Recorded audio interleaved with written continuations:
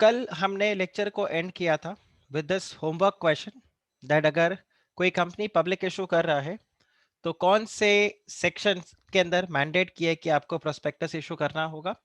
तो यहाँ पर करेक्ट आंसर है सेक्शन 23 सबसेक्शन 1। ऋतिक ने आंसर करेक्ट किया था इसका। सेक्शन 23 सबसेक्शन 1 ये यहाँ पर मैंडेट करता है कि आपको प्रोस्पेक्टस इशू करना पड़ेगा। The company will have to issue the prospectus whenever the company comes up with a public issue, right? This is one part. Now we have section 26 which says that what should be the content of the prospectus, okay? And then we have section 24 which gives SEBI the power for the company which is listed or intended to get listed, because whatever content is, section 26 directs you to SEBI ICDR regulation only, that whatever has been provided by the SEBI regulation. Now please answer in the comment section which SEBI regulation we are talking about. हम कौन से SEBI regulation की बात कर रहे हैं यहाँ पे?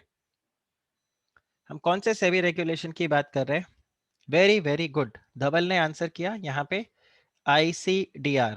ओके, तो यहाँ पे प्रथमेश, सलोनी, मुस्कान, ऋतिक सब ने आंसर कर दिया। Great. SEBI ICDR regulation 2018। By the way ICDR का फुल फॉर्म क्या है? What is the full form of ICDR? What is the full form of ICDR?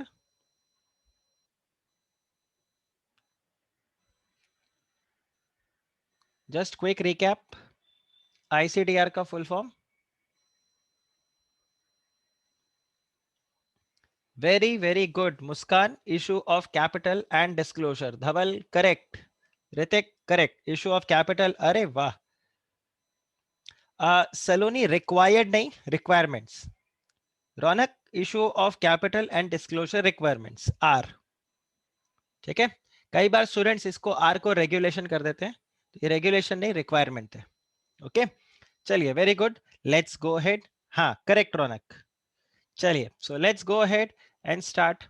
सो अब हमें स्टार्ट करना है किसको? शेल्फ प्रोस्पेक्टस को। अब अगर आप शेल्फ प्रोस्पेक्टस को देखो तो नॉर्मली आप मुझे बताओ प्रोस्पेक्टस का लाइफ क्या रहता है? What is the life of prospectus? कल के लेक्चर के एंड में हमने इसको डिस्कस किया था। What is the life of prospectus? What is the shelf life of a prospectus? Raunak ने आंसर किया 60 डेज। नहीं, 6 को उल्टा कर दो। Correct. Ujjwal, Dhawal correct, Saloni, Vineet correct. The shelf life is 90 days. Okay, the shelf life of the prospectus is 90 days. But वहां पर भी मैंने आपको बताया था except for the shelf prospectus। अगर आप एक शेल्फ प्रोस्पेक्टस लेके आ रहे हो तो उसका वैलिडिटी कितना रहेगा? Very very good, very very good. इसका शेल्फ लाइफ हो जाएगा आपका 1 year।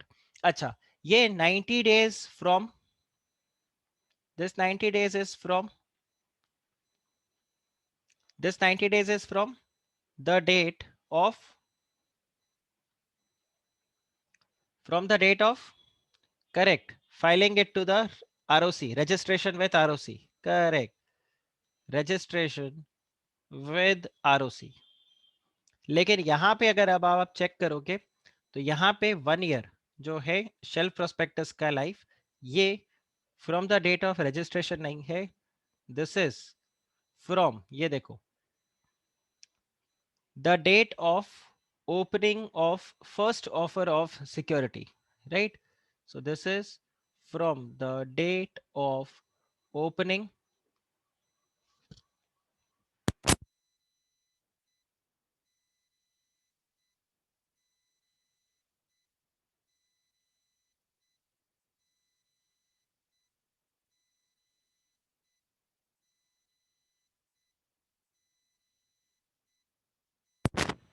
offer of securities। ये एक पॉइंट है, ध्यान रखना, MCQ क्वेश्चन आपके लिए बन सकता है एग्जाम में।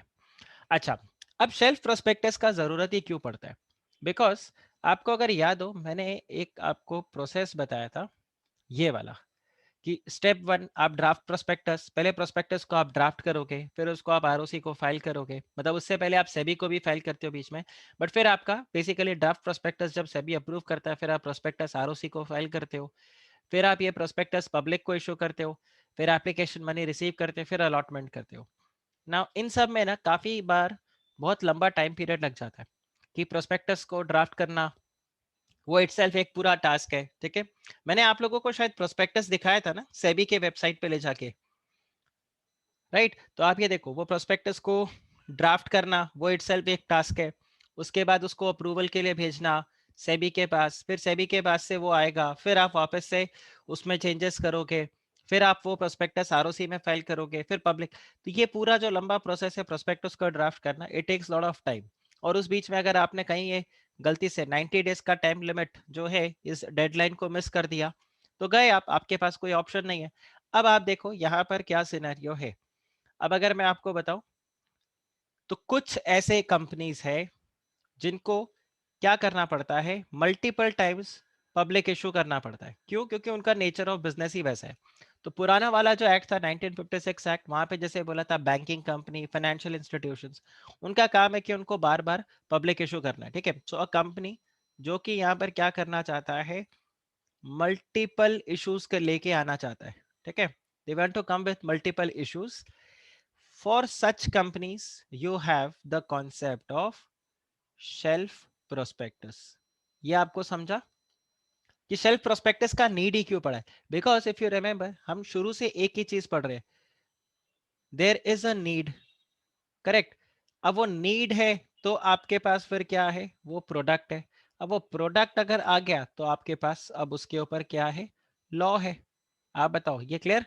अभी सटोरियों को क्या चाहिए था? सटोरी लोग स्टॉक मार्केट से बोर हो गए थे, तो उनको नीड हुआ कि यार कुछ ऐसा नया प्रोडक्ट लेके आओ। सेम वे, जिनको हवाला का पैसा ट्रांसफर करना है, ब्लैक मनी इधर से उधर ट्रांसफर करना है, वो बोलते हैं यार कुछ एक नीड है, प्रोडक्ट तैयार करो। तो प्रोडक्ट उन्होंने तैयार कर दिया, क्या? जो ये आपके पास आजकल क्रिप्टो करेंसी जो चल रहे हैं, बिटकॉइन जिसको बोलते हैं, राइट। अभी बिटकॉइन हो गया। अब बिटकॉइन फिलहाल तो लॉलेस है, थोड़े टाइम बाद आप इसमें देखोगे कि बिटकॉइन के अंदर भी क्या आ जाएगा, कोई लॉ आ जाएगा, राइट। बाय द वे, आप लोगों ने बिटकॉइन का न्यूज़ देखा? क्या हालत हो गया बिटकॉइन का, right. So I don't know आप लोगों के साथ मेरा ये डिस्कशन हुआ था या किसी और बैच के साथ हुआ था, किसी ने पूछा था sir how good investing in bitcoin is. तो बिल्कुल भी मत करना, बिल्कुल सट्टाबाजी है, बिल्कुल सट्टाबाजी है, कोई मतलब नहीं। मतलब जिसको बोलते हैं ना, फंडामेंटल्स के ऊपर कोई खेला ही नहीं है। स्टॉक मार्केट में कुछ फंडामेंटल्स बोल के भी होता है, सेंटिमेंट्स जो है, बट कुछ फंडामेंटल्स भी होता है। बिटकॉइन कुछ फंडामेंटल्स में है ही नहीं, so it's actually bad. Correct Ujjwal, बिल्कुल सही डायग्रामेटिक रिप्रेजेंटेशन आपने किया कि प्राइस बिल्कुल ऐसे ऐसे करके क्रैश कर गया है, राइट। अच्छा, आपको एक आर्टिकल भी, उज्जवल आपने वो आर्टिकल शेयर किया सबके साथ, एसपीएसी वाला, स्पैक्स वाला, ये पढ़ा आप लोगों ने? ये आर्टिकल को आप लोगों ने पढ़ा? ये आर्टिकल को पढ़ा आप लोगों ने? सलोनी, कुछ कनेक्ट कर पाए उस आर्टिकल में कि प्रैक्टिकली कैसा होता है और अब क्या नया कॉन्सेप्ट आ रहा है? तो आप यहां पर भी देखो, स्पैक भी क्या है, स्पैक भी इसी कॉन्सेप्ट से निकल के आया कि हमें एक नीड थी, नीड के साथ में प्रोडक्ट आ गया, प्रोडक्ट आ गया तो अब उसका लॉ भी आ जाएगा। तो सेम वे यहां पर भी एक नीड था, देयर इज अ कंपनी जो यहां पर क्या कर रहे हैं, मल्टीपल इश्यूज लेके आना चाहते हैं, ये इनका नीड था। अब बार बार अगर इतना पूरा प्रोसेस में जाए तो ऑब्वियस ही बात है, काफी टाइम भी लगता है, और सिर्फ टाइम की बात नहीं है, पैसे भी बहुत लगते हैं। तो यहाँ पर इसीलिए कॉन्सेप्ट क्या निकल के आ गया, शेल्फ प्रोस्पेक्टस आ गया। और शेल्फ प्रोस्पेक्टस के साथ में आपका फिर रेगुलेशन भी आ गया। तो आज के डेट में अगर आप देखो, तो शेल्फ प्रोस्पेक्टस जो है, this is governed under section 31 of the companies act, okay। अब इसमें क्या होगा सर, क्या इसमें कंपनी एक ही बार प्रोस्पेक्टस लेके आएगी, बार बार उनको प्रोस्पेक्टस लाने का जरूरत नहीं? बिल्कुल सही आंसर, हाँ भी है और आंसर ना भी है। अब आप देखो यहाँ पर क्या होगा, कंपनी सबसे पहले अपने प्रोस्पेक्टस को ड्राफ्ट करेगा। तो यहाँ पर सबसे पहले you are going to draft the prospectus, या इसको शेल्फ प्रोस्पेक्टस बोलो, क्योंकि हम यहाँ पे शेल्फ प्रोस्पेक्टस की बात करें। I've just mentioned about the prospectus. So company is going to draft the prospectus. इस prospectus को draft करने के बाद ये prospectus आपका approve हो जाएगा, प्लस आप इसको आरओसी के अंदर में फाइल भी कर दोगे।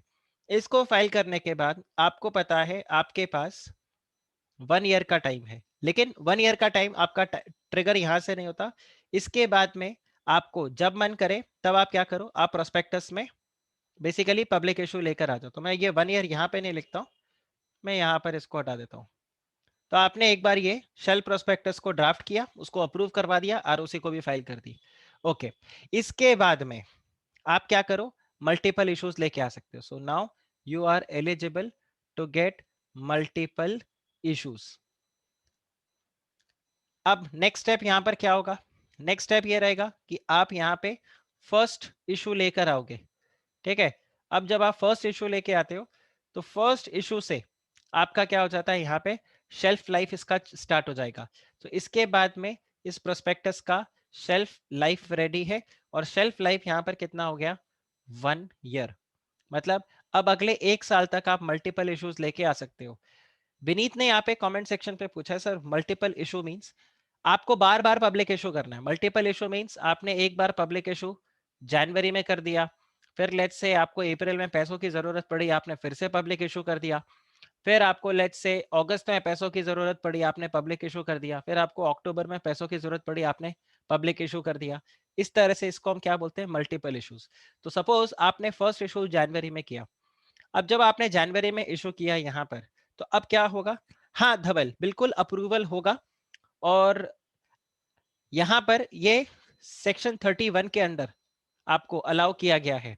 बट धवल आप अनम्यूट करके मुझे बता सकते हो आपने ऐसा क्वेश्चन क्यों पूछा? एंड आई एम हैप्पी आपने ये क्वेश्चन पूछा, क्योंकि मेरा अगला आंसर जो कॉन्सेप्ट है वो इसी से रिलेटेड है। तो आप अनम्यूट करके बता सकते हो कि आपने ऐसा क्वेश्चन क्यों पूछा, मतलब आपने इस तरह से क्यों बोला? हेलो सर, सर अगर ऐसा सभी अप्रूव करता है तो बार-बार मतलब ऐसा बार-बार किसी को पैसा चाहिए तो सभी अप्रूव कर सकते हैं। धवल आई थिंक आपका वॉइस पूरा क्लियर नहीं था।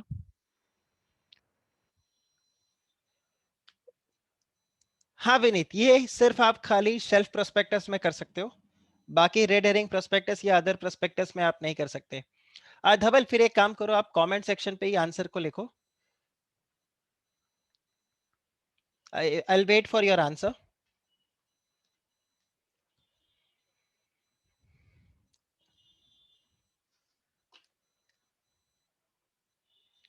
हाँ सेबी ऐसा अप्रूव करेगा, ऑफ कोर्स सेक्शन 31 में अलाउड है, मतलब सेबी भी अलाउ करता है इसको। ठीक है, अब देखो चलो यहाँ पर एक ऑप्शन यहाँ पे आता है, सेबी अप्रूव करने में यहाँ पर रिजेक्शन क्यों होगा? यश ने बोला है multiple issues can be done an number of times in 1 year on one shelf prospectus. Yes बिल्कुल करेक्ट यश, बिल्कुल करेक्ट। एक बार आपका शेल्फ प्रोस्पेक्टस फाइल हो गया, उसके बाद आपके पास फर्स्ट इशू आ गया, इसके बाद आपके पास 1 साल का टाइम है, आप जितने मर्जी बार इशू लेके आओ, कोई दिक्कत नहीं है। अब बस खाली दिक्कत ये है यहाँ पे कि सपोज करो आपका फर्स्ट इशू जो है वो आया जनवरी में। ठीक है, अब हमें ये पता है कि प्रोस्पेक्टस के अंदर we put lot of information, especially the financial information. Yes और नो, यस और नो।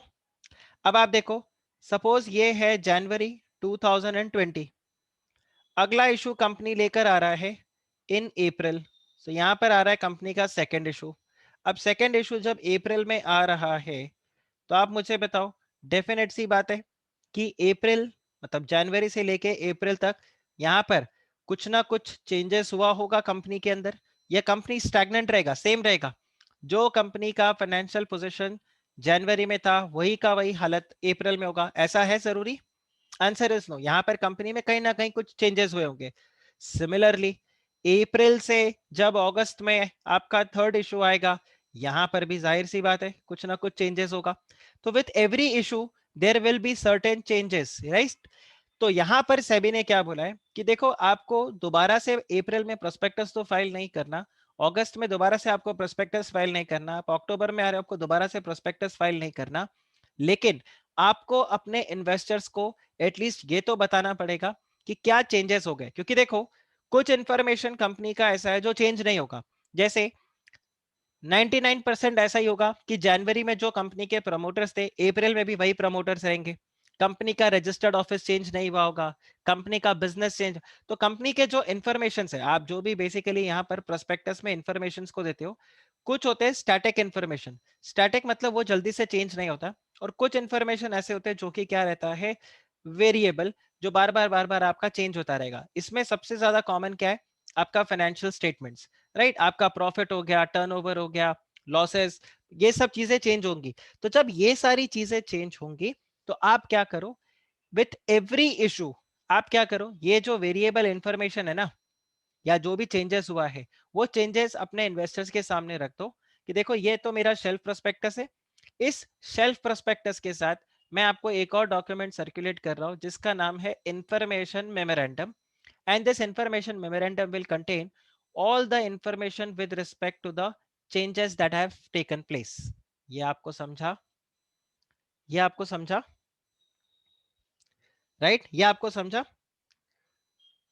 नहीं रौनक, ये उसका लॉजिक नहीं है। रौनक ने यहाँ पे क्वेश्चन पूछा है, sir that is why every quarter the results are published by the company. No, आपने जो यहाँ पर पॉइंट बताया है उसका रीजन क्या है, उसका रीजन है सेबी का एक रेगुलेशन। तो देखो, कंपनी जब भी अपने आप को लिस्ट करवाएगा, तो लिस्ट करवाने के टाइम पे कंपनी को किसको फॉलो करना पड़ता है, आईसीडीआर रेगुलेशन को। एक बार कंपनी लिस्ट हो गई, ठीक है, once the company is listed, so for listing this, but once the company is listed, then in that case company को एक रेगुलेशन और है उसको फॉलो करना पड़ेगा, जिसको बोलते हैं एलओडीआर। कंपनी को एलओडीआर रेगुलेशंस को फुलफिल करना पड़ेगा। और ये जो एलओडीआर रेगुलेशंस है 2015, इसके तहत कंपनी को ये सारा डिस्क्लोजर देना पड़ता है। तो ये जो आप क्वार्टरली पॉइंट्स जो ये बता रहे हो, ये आपका किस में रहेगा, एलओडीआर रेगुलेशन के अंदर आता है। आप बताइए, is this clear, is this clear? I think हाँ, ये वाला पॉइंट क्लियर हुआ रौनक, राइट। अब एलओडीआर का, हाँ मुझे पता था विनीत आपका ये डाउट अभी आएगा, and in fact I was waiting कि कोई इसका फुल फॉर्म भी पूछे, राइट। देखो, आईसीडीआर का फुल फॉर्म था issue of capital and disclosure requirement. LODR का है listing obligation and disclosure requirement. Simple, listing obligation and disclosure requirements. और ये हो गया आपका issue of capital and disclosure requirements. आप बताइए, इज दिस क्लियर? तो ये जो एलओडीआर रेगुलेशन है, इस एलओडीआर रेगुलेशन की वजह से आपको डिस्क्लोज करना पड़ता है once the company gets listed. आप बोलिए, is this clear, is this clear? Okay, let's take it then. अब हम यहाँ पे इस बैकग्राउंड से आगे चलते हैं और डिस्कस करते हैं शेल्फ प्रोस्पेक्टस को। तो देखो यहाँ पे क्या दिया हुआ है, सो एनी क्लास और classes of companies the securities and exchange board of India may provide by regulation in this behalf, they may file the shelf prospectus with the registrar at the stage of the first offer of the securities included therein, which shall indicate a period not exceeding 1 year. Now also remember one thing, that the shelf life is 1 year. This is maximum 1 year. Okay. The shelf life can be less also, but maximum this can be 1 year. So this is not exceeding 1 year as the period of validity of such prospectus, which shall commence from the date of opening of the first offer of the securities under the prospectus, and in respect of second or subsequent offer of the securities during the period of validity of that prospectus, no further prospectus is required. Why? Because the shelf prospectus is already out. Just remember this logic. The static information is already there. Now we will just file you, or we are just going to file the information memorandum which is going to provide you with all the changes that have taken place. तो ये आ गया आपके पास यहाँ पे, no further prospectus is required. So a company filing shelf prospectus shall be required to file an information memorandum. Important, इसको याद रखना. Containing all the material facts. तो ये information memorandum में क्या रहेगा? All material facts relating to the new charges which are created, then changes in the financial position of the company, right, as that have occurred between the first offer of the securities or basically previous offer. तो जो previous offer हुआ या जो first offer हुआ उसके बाद, so आप information memorandum file करोगे. तो आपका पहला जो ऑफर आया था that was in January, next offer आपका आ गया था अप्रैल में, उसका अगला ऑफर आपका आ गया था अक्टूबर में. तो अब आप क्या करोगे यहाँ पे, जनवरी से लेके अप्रैल तक जो भी चेंजेस आए, तो जनवरी वाज योर फर्स्ट ऑफर, तो आपका एक इंफॉर्मेशन मेमोरेंडम आएगा. Now this was your succeeding offer. Of course sequentially अगर आप देखो तो दिस इज द सेकंड, फिर this is another your succeeding offer which is in sequence your third offer. So from January to April and then from April to October. तो ये आपका ऐसे. तो जब भी आएगा आपको इंफॉर्मेशन मेमोरेंडम लेके आना होगा जिसमें आप बताओगे from January to April what changes have happened, then again from April to October what changes have taken place, right? So ये यहाँ पे आपको दिया हुआ है, as may be prescribed with the registrar within a prescribed time period prior to the issue of second or the subsequent offer of securities under the self prospectus, provided where the company or any person has received the application for the allotment of securities along with the advance payment. So quite possible that the company has received some advance payment, okay, for the subscription before such changes are being made. Suppose April में ही company को, या let's say यहाँ पर company को let's presume जुलाई में ही company को advance payment मिल गया for the securities which the company is going to issue in October. Now in that case, before making any change, the company or the other person shall intimate, right, the changes to such applicant, right? आपको ये बताना पड़ेगा.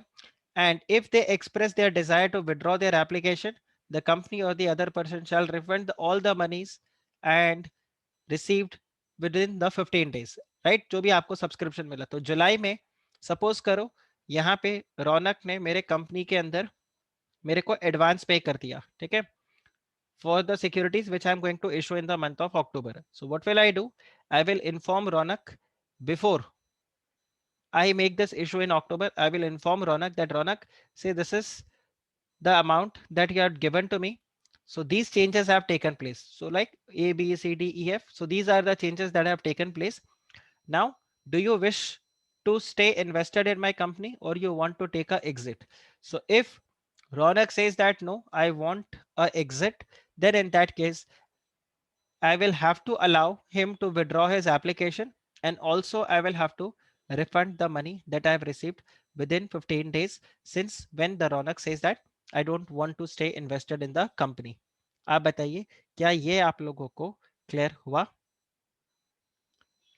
क्या ये आप लोगों को clear हुआ? हाँ बिल्कुल रौनक, यहाँ पर एग्जाम्पल में आप देखो सिंपली क्या रहता है. आपने रौनक मेरे को जुलाई में एडवांस मनी पे कर दिया, अभी मेरा इशू आने वाला है, ठीक है. देखो जनवरी में मेरा शेल्फ प्रोस्पेक्टस आया, ठीक है, और मेरा फर्स्ट इशू आ गया. आपने अप्लाई नहीं किया, आप खाली दूर से ऑब्जर्व कर रहे थे, आपने बोला चलो शेयर प्राइस इनका धीरे धीरे ऊपर जा रहा है, ओके.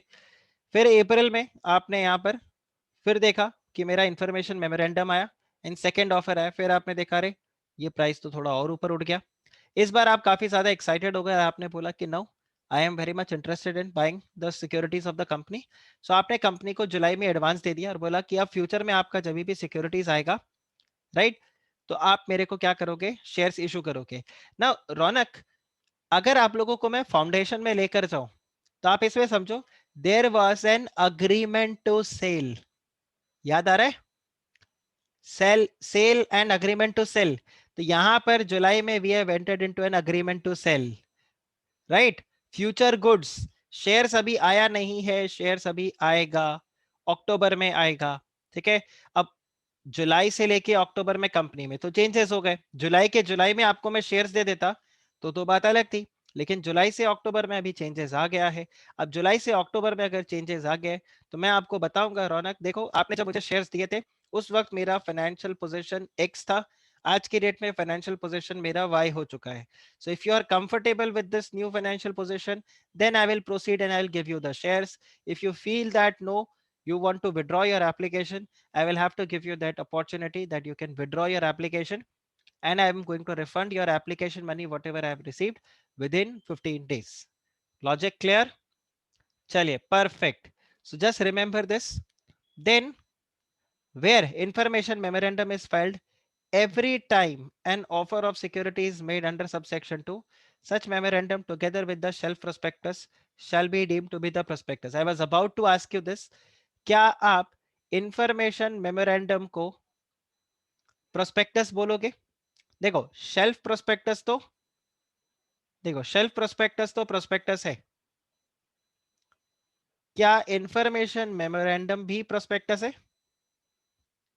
क्या इंफॉर्मेशन मेमोरेंडम भी प्रोस्पेक्टस है? Answer is yes.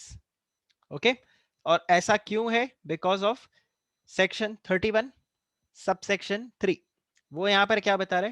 That the information memorandum filed and every time an offer of security is made, such memorandum together with the shell prospectus shall be deemed to be the prospectus. Okay, and for the purpose of this section, shell prospectus means a prospectus in respect of which the security or the class of security included therein are issued for subscription in one or more issues over a certain period without the issue of further prospectus. So Vineet, ये हो गया multiple issues, ये clear हुआ? ये हो गया multiple issues, ठीक है, राइट। चलिए, तो ये हुआ आपका स्टोरी किसका? सेल्फ प्रोस्पेक्टस का। ओके, सेल्फ प्रोस्पेक्टस पे देखना आपको एक हो सकता है शॉर्ट नोट मिल जाए, तो आप यहां पर ये सब चीजों को याद रखोगे। That self prospectus it enables the issuer to issue securities within a period of 1 year, right, updating the changes from time to time. क्या लिखवा दूं आप लोगों को मैं कुछ बुलेट पॉइंट्स? क्या मैं यहाँ पे आप लोगों को कुछ बुलेट पॉइंट्स लिखवा दूं कि शेल्फ प्रोस्पेक्टस पे आए तो क्या क्या लिखना है? ओके, चलिए, तो यहाँ पर शेल्फ प्रोस्पेक्टस,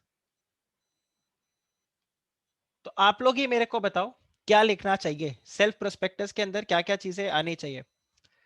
तो इससे इसी तरीके से एक बार आप लोगों का रिवीजन भी हो जाएगा और हमारा नोट्स भी तैयार हो जाएगा। तो आप बताइए शेल्फ प्रोस्पेक्टस में क्या लिखना चाहिए?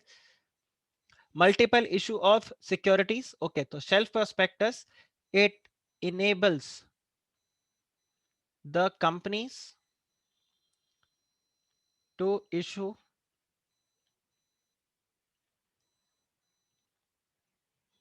securities multiple times without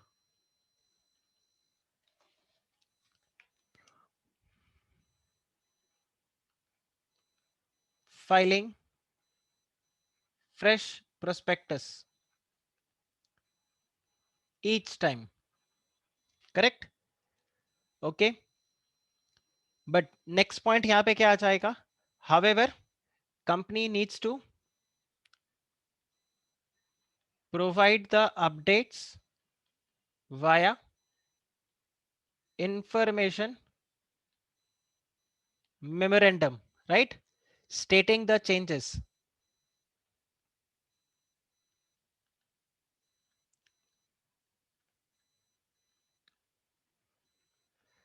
that take place, correct? Yes or no? Both shelf prospectus plus the information memorandum is what? It is deemed prospectus, correct? इसके अलावा डेफिनेटली वैलिडिटी या shelf life, validity or the shelf life of the prospectus is 1 year from the date of first issue, correct. और बताइए, और आप shelf prospectus में क्या लिखोगे?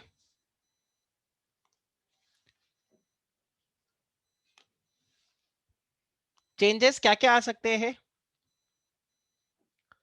Changes with respect to, correct Saloni, advance payment के ऊपर भी हम लिखेंगे।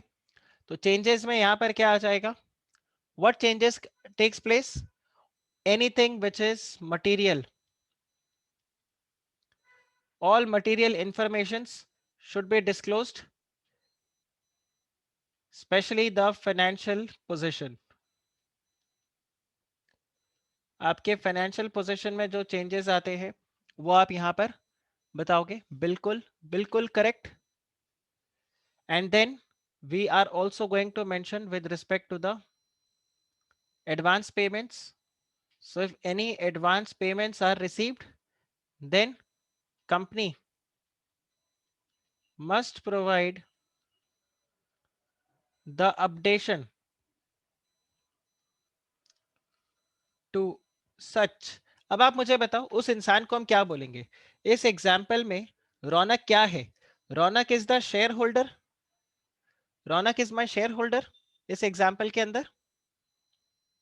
Is Raunak my shareholder? क्या रौनक यहाँ पे शेयर होल्डर है? नो। तो फिर हम रौनक को यहाँ पे कैसे डिफाइन करेंगे? मतलब हम क्या बोलेंगे कि रौनक क्या है? How are we going to define Raunak here?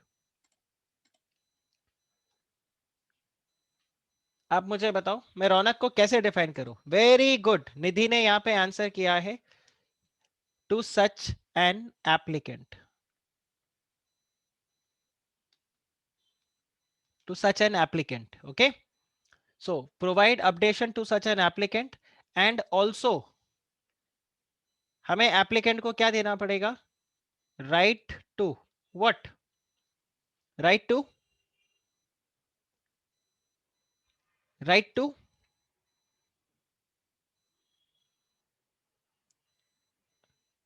Withdraw.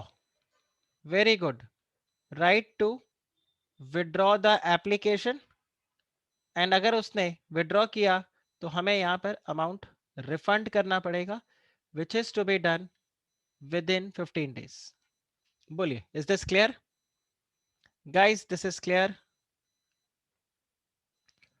Shelf prospectus ये क्लियर हुआ आपको? पूरा पूरा प्रोविजन शेल्फ प्रोस्पेक्टस का, ओके। तो चलिए फिर हम यहाँ पर आगे बढ़ते हैं, और आगे अब जो नेक्स्ट कॉन्सेप्ट हमारे पास है उसको हम बोलते हैं red herring prospectus. Now red herring prospectus अगर बताओ तो 2-3 घंटे का पूरा डिस्कशन रेड हेरिंग प्रोस्पेक्टस के ऊपर ही हो सकता है। 2-3 घंटे का अच्छा खासा डिस्कशन अपना सिर्फ रेड हेरिंग प्रोस्पेक्टस के ऊपर हो सकता है। हालांकि हम रेड हेरिंग प्रोस्पेक्टस, अच्छा एक पॉइंट और यहाँ पे आपका मिस हो गया।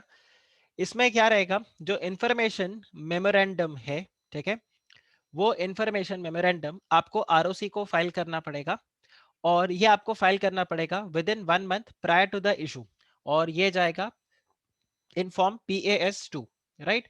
तो ये जो इंफॉर्मेशन मेमोरेंडम है, this has to be filed to the ROC, and this will be filed in form PAS2, okay, right। और ये जो इंफॉर्मेशन मेमोरेंडम है, this is to be filed within 1 month prior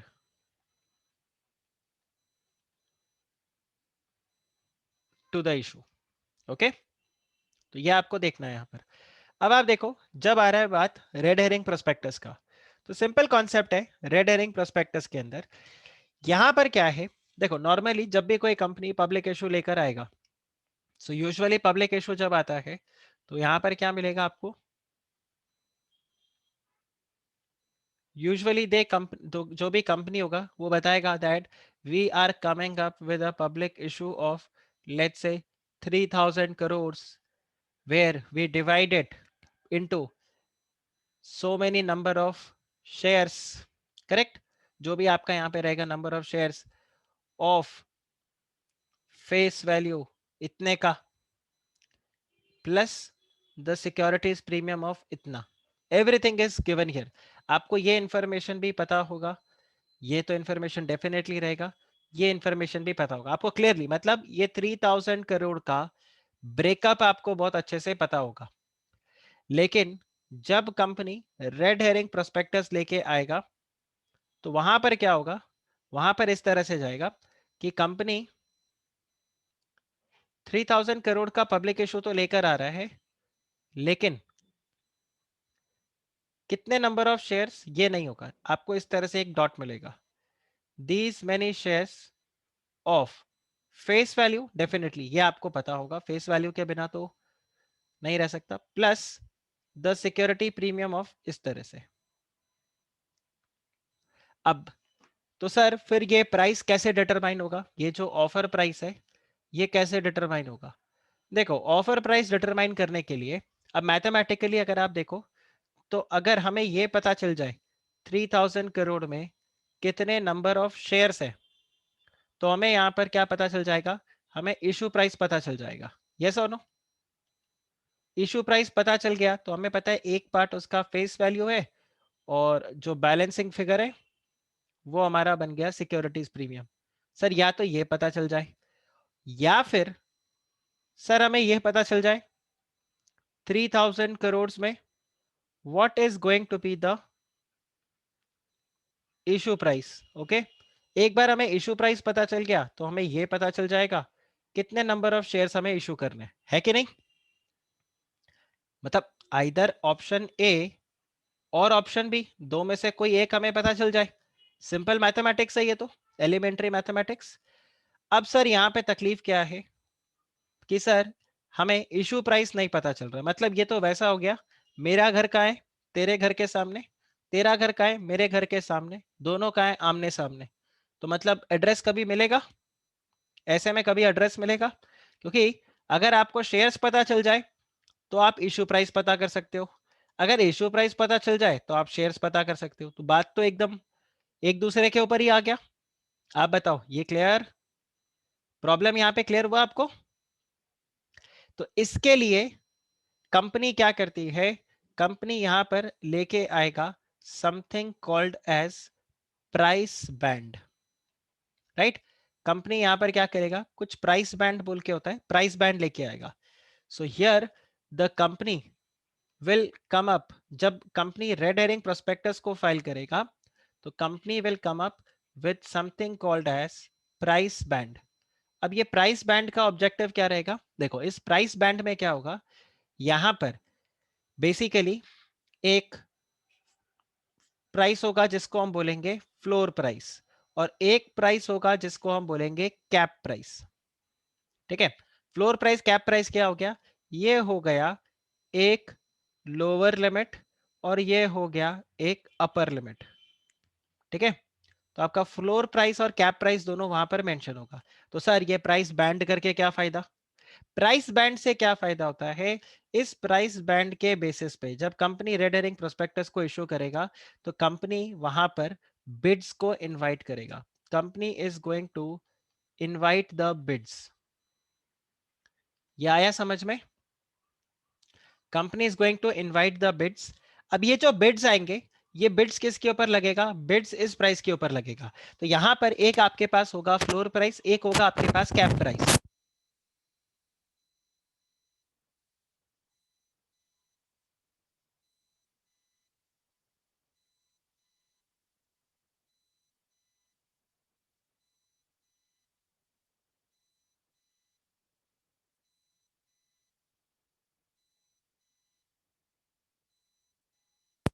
for example यहां पर floor price set कर दिया let's say 100 rupees, और cap price यहां पर जो सेट किया है, कैप प्राइस कितना हो सकता है, कैप प्राइस हो सकता है a maximum of 120% of floor price, floor price का 120% हो सकता है। ठीक है, तो यहां पर the floor cap price can be anything from 100 rupees 10 पैसा से लेके टू 120 रुपीज। तो मतलब 100 से 120 के बीच में कोई भी आपका कैप प्राइस यहां पर सेट हो सकता है।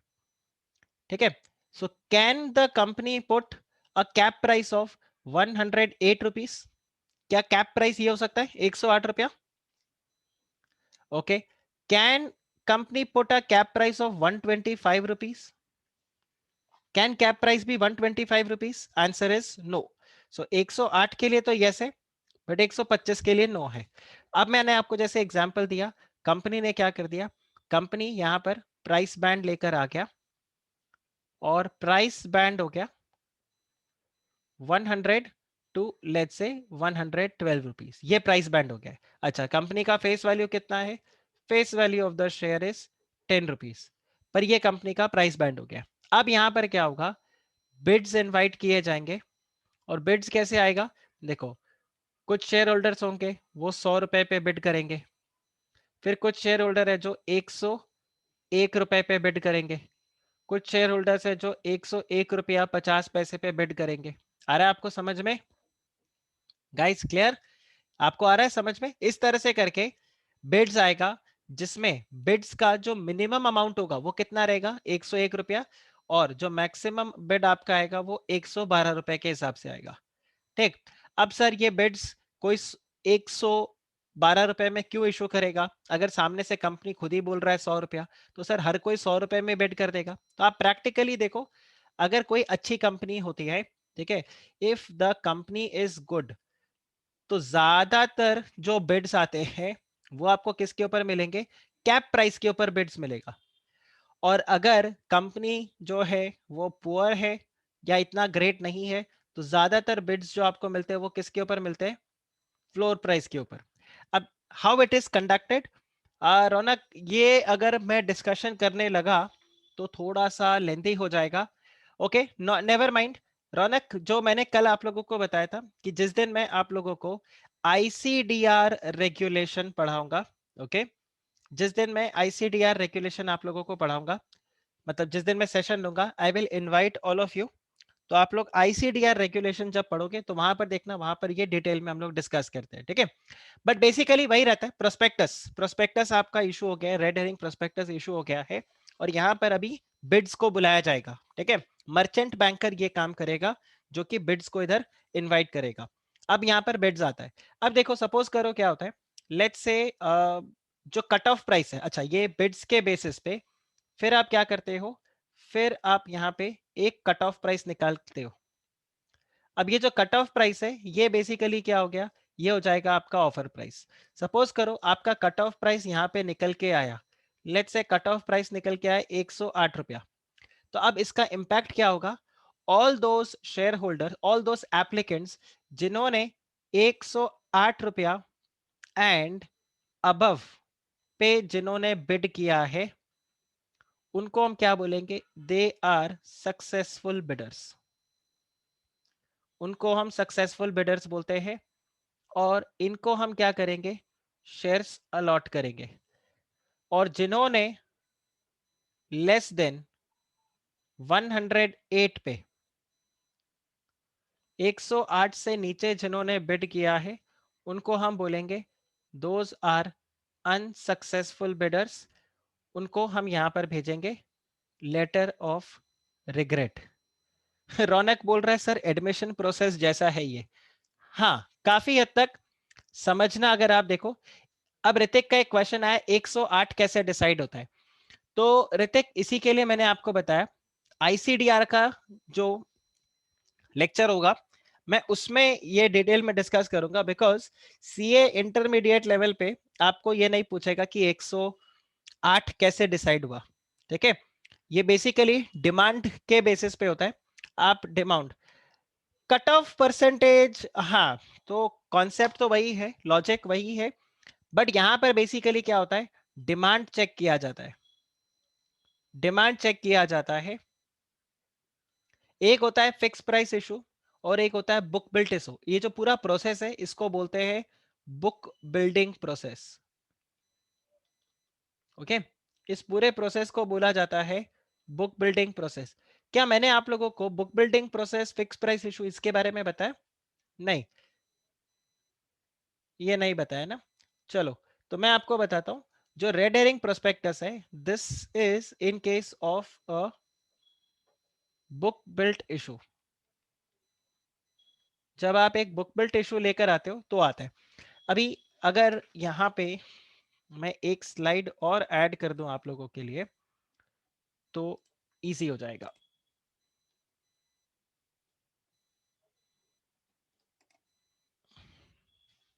Just 1 minute.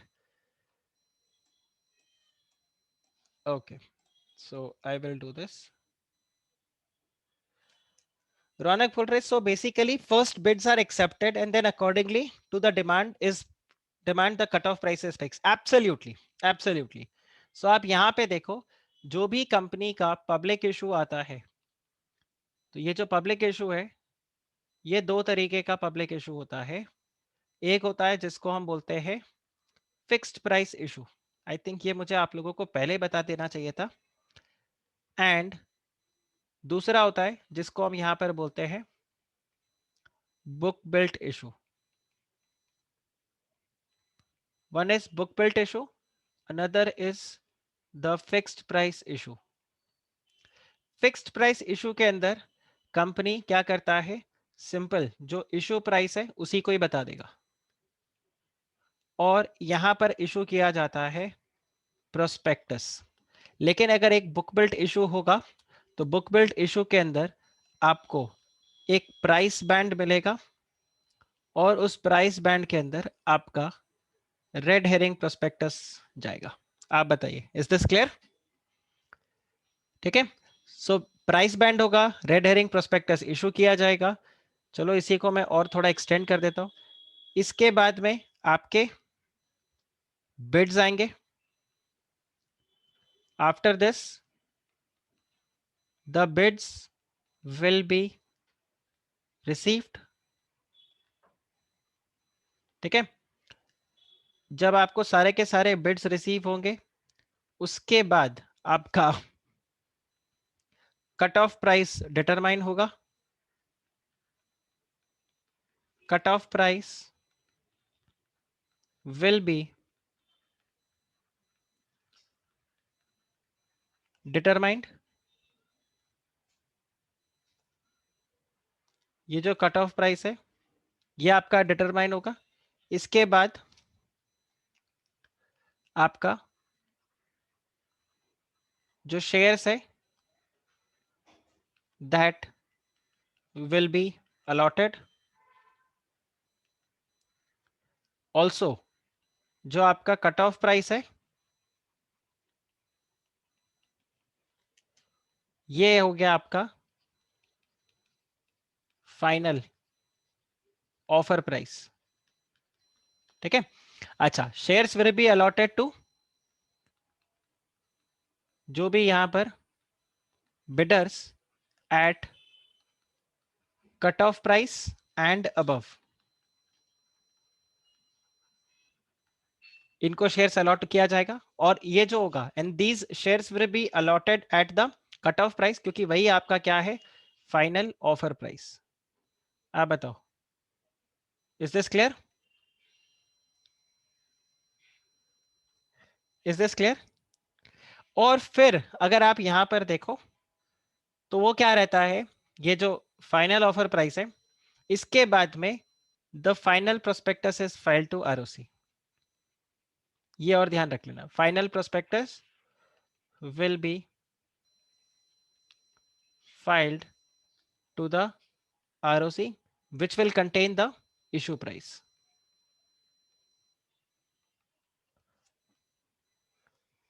तो सर ये रेड हेरिंग प्रोस्पेक्टस किधर जाता है, तो आप देखो सबसे पहले आप DRHP फाइल करते हो टू सेबी।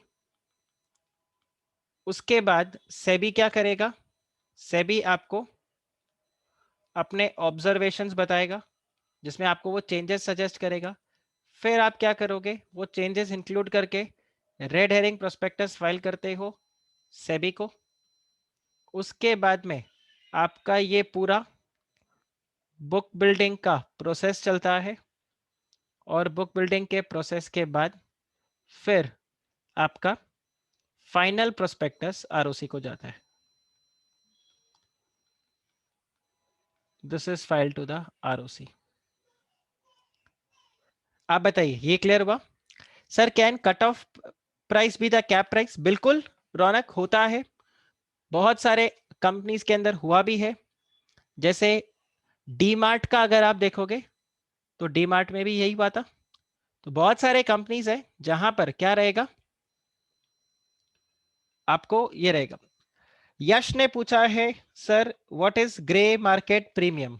मुझे बताओ ग्रे एरिया क्या होता है? ग्रे एरिया क्या होता है? What is called as grey area? Grey area हम किसको बोलते हैं?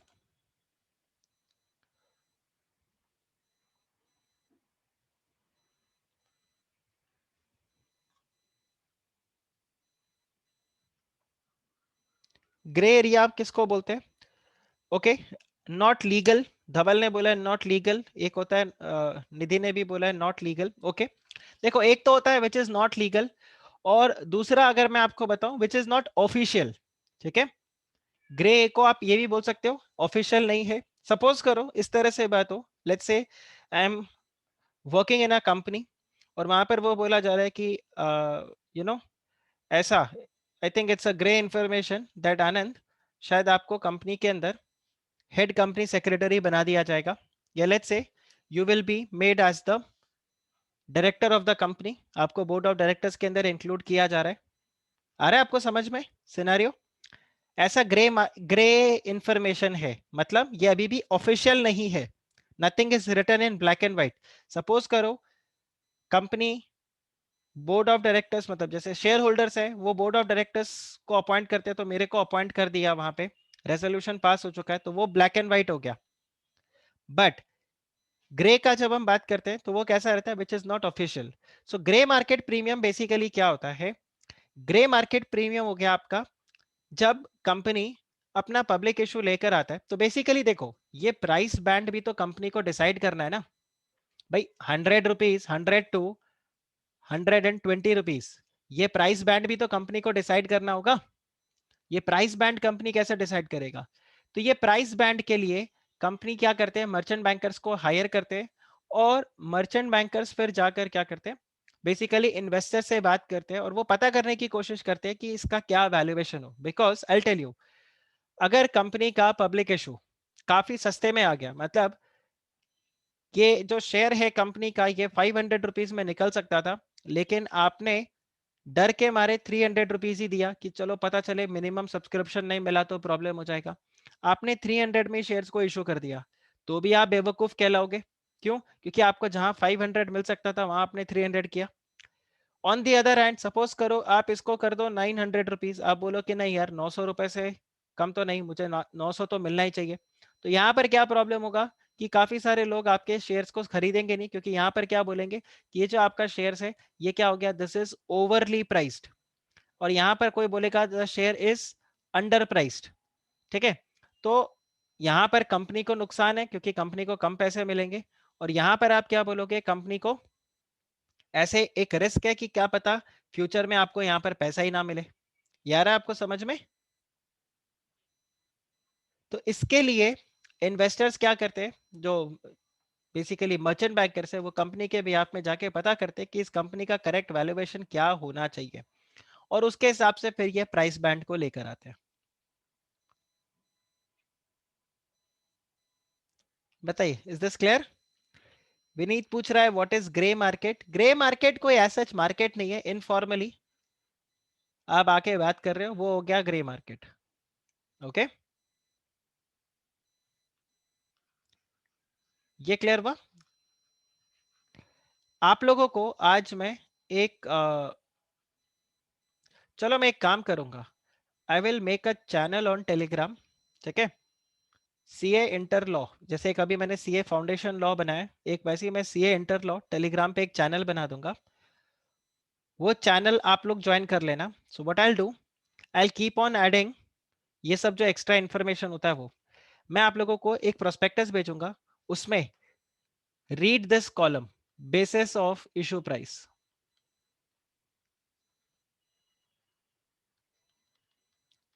क्या बेसिस पे आपने ये प्राइस बैंड लिया? Why it is kept at 500, why not 5000, why not 50? Braces, ये आपको यहां पर पता चलेगा जो आपका बेसिस ऑफ प्राइस इशू है। ट्रेडिंग कैसे होता है ग्रे मार्केट में? विनीत आप मुझे बताओ, ग्रे मार्केट में ट्रेडिंग क्यों होगा? See, grey market is a jargon, वो कोई एक्चुअल में मार्केट नहीं है। ठीक है, ग्रे मार्केट कोई एक्चुअल में मार्केट नहीं है। ये आया समझ में? ग्रे मार्केट एक्चुअल में कोई मार्केट नहीं है। आप बस खाली क्या कर रहे हो, अपने इन्वेस्टर्स के साथ इनफॉर्मली डिस्कस कर रहे हो कि कंपनी का शेयर का प्राइस या जो वैल्यूएशन होता है वो कितना होना चाहिए।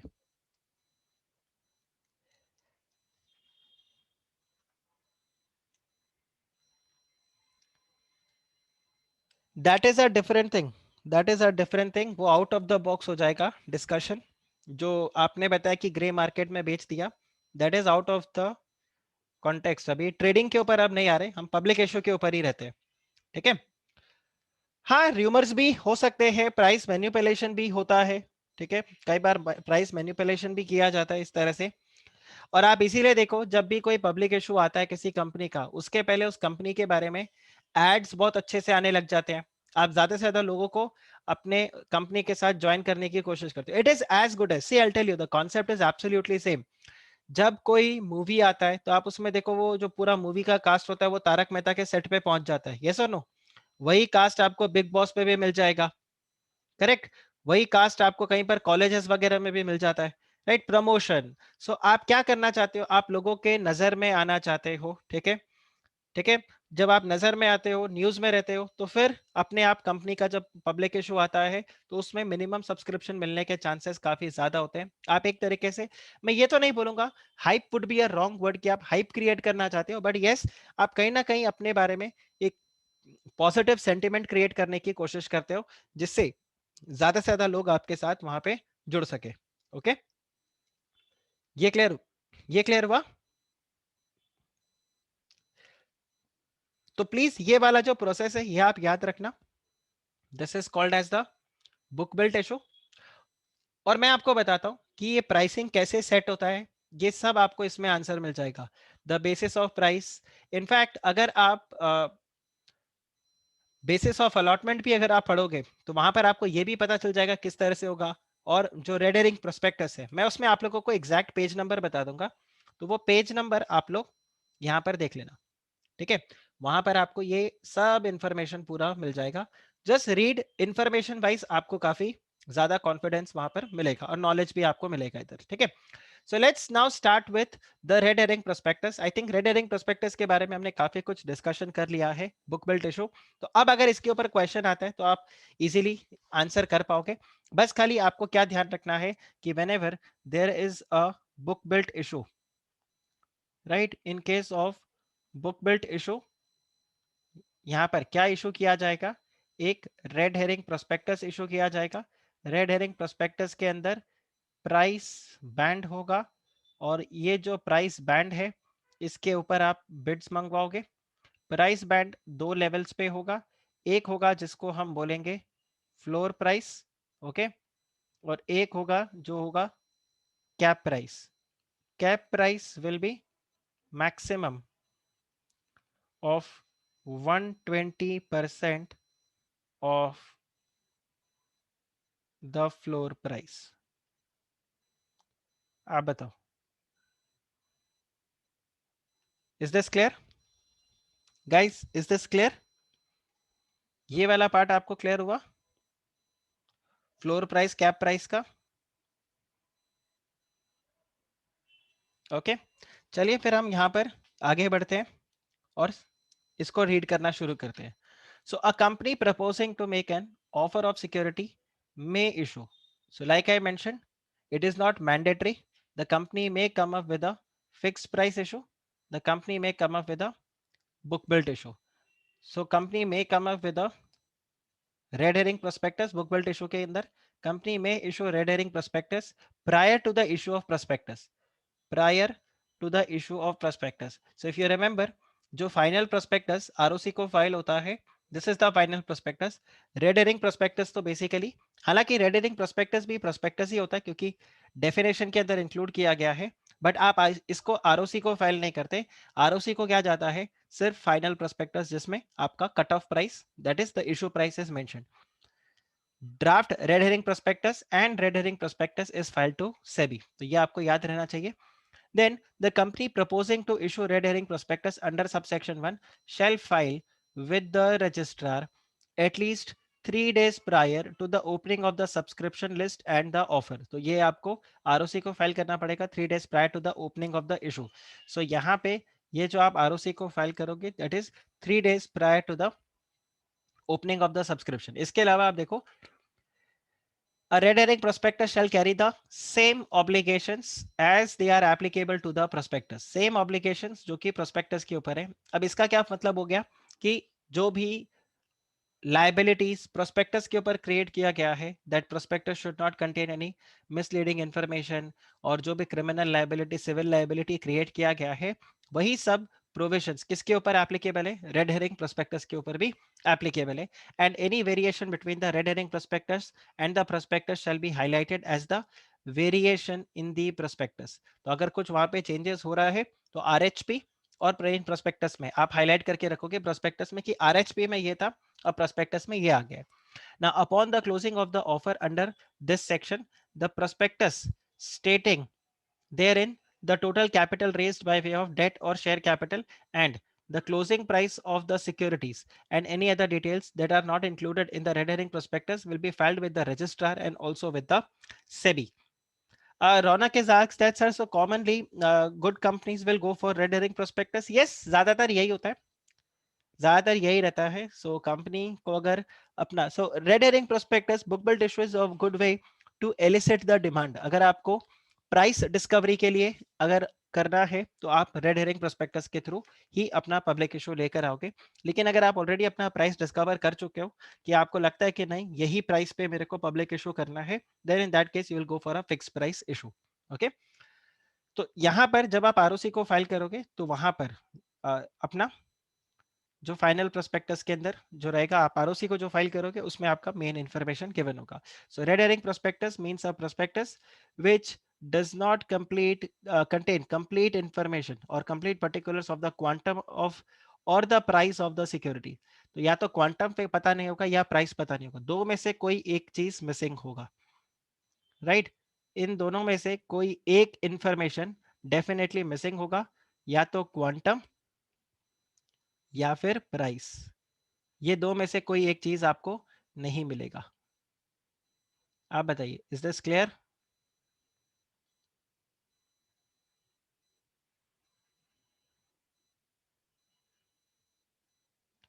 ओके, चलिए तो फिर हम यहां पर अब देखते हैं आगे।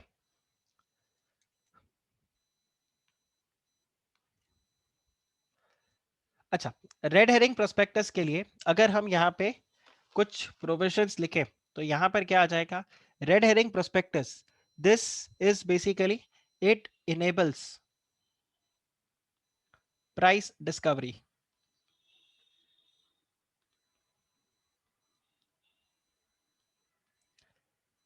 It enables price discovery, correct. और बुक बिल्डिंग के अंदर बेसिकली आप क्या चेक करते हो, this is to test the demand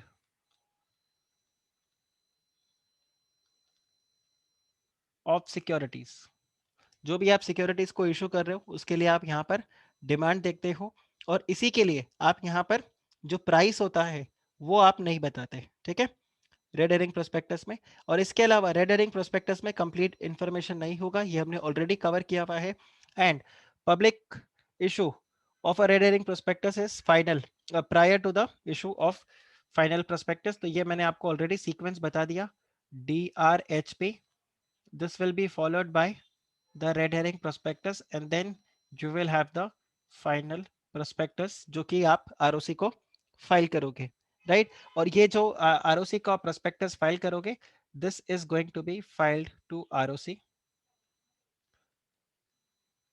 और ये आरओसी को आप फाइल करोगे 3 days prior to the subscription, right. 3 days, MCQ question बन सकता है ये आपका, 3 days प्रायर और 3 days before the offer is open for subscription.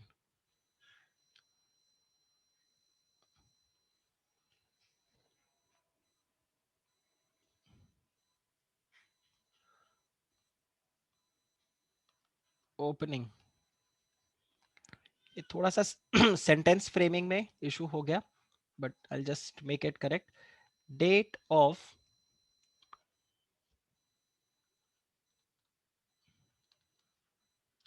Opening of offer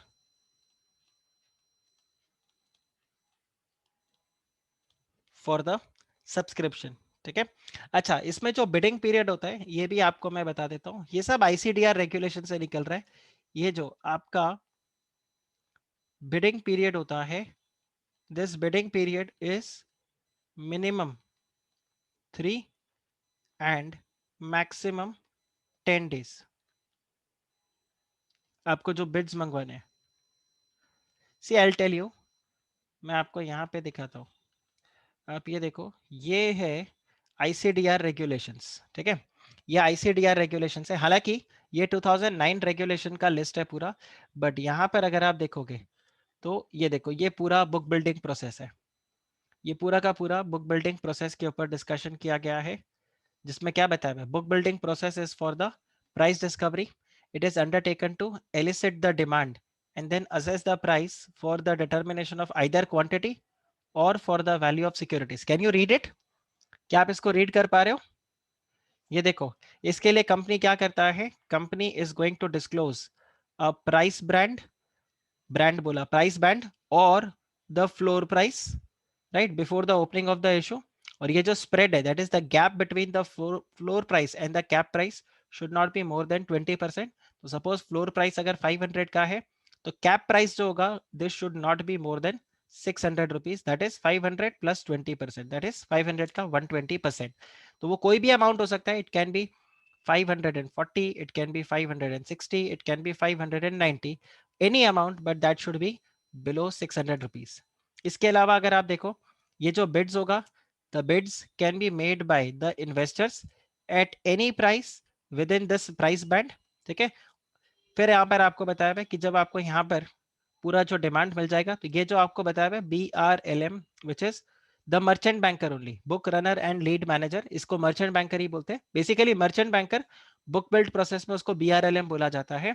वो यहाँ पर क्या करेगा, in consultation with the company, वो यहाँ पर प्राइस को डिटरमाइन करेगा, right. And after the final cut off price is determined, the basis of allotment is finalised and the final prospectus is filed with the ROC. आप बताइए, ये clear हुआ? तो ये तो 5 days था, ये सब चेंजेस हो गया, ये 5 नहीं अभी 3 days हो गया, but this is all fine. But आप ये देखो, ये क्लियर हुआ? ये आईसीडीआर रेगुलेशन का नोट्स है, मैंने बैकएंड पे ऑन करके रखा हुआ था. तो अगर आप इसका स्क्रीनशॉट लेना चाहते हो, तो you can take a screenshot also of this. आप इसका स्क्रीनशॉट ले सकते हो, कहीं ना कहीं आप अपने नोट्स में इसको इंक्लूड कर सकते हो. डन?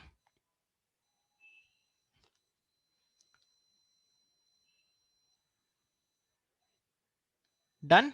ओके, ये लीजिए, यहां तक तो आपने ऑलरेडी स्क्रीनशॉट ले लिया था. अब ये बैलेंस भी आप, इसका भी स्क्रीनशॉट आप ले लो. So you can include all this in your answer. तो अगर रेड हेरिंग प्रोस्पेक्टस के ऊपर क्वेश्चन आ गया, तो आप मेरे हिसाब से पूरा डिटेल में प्रोविजंस लिख के आ सकते हो. डन?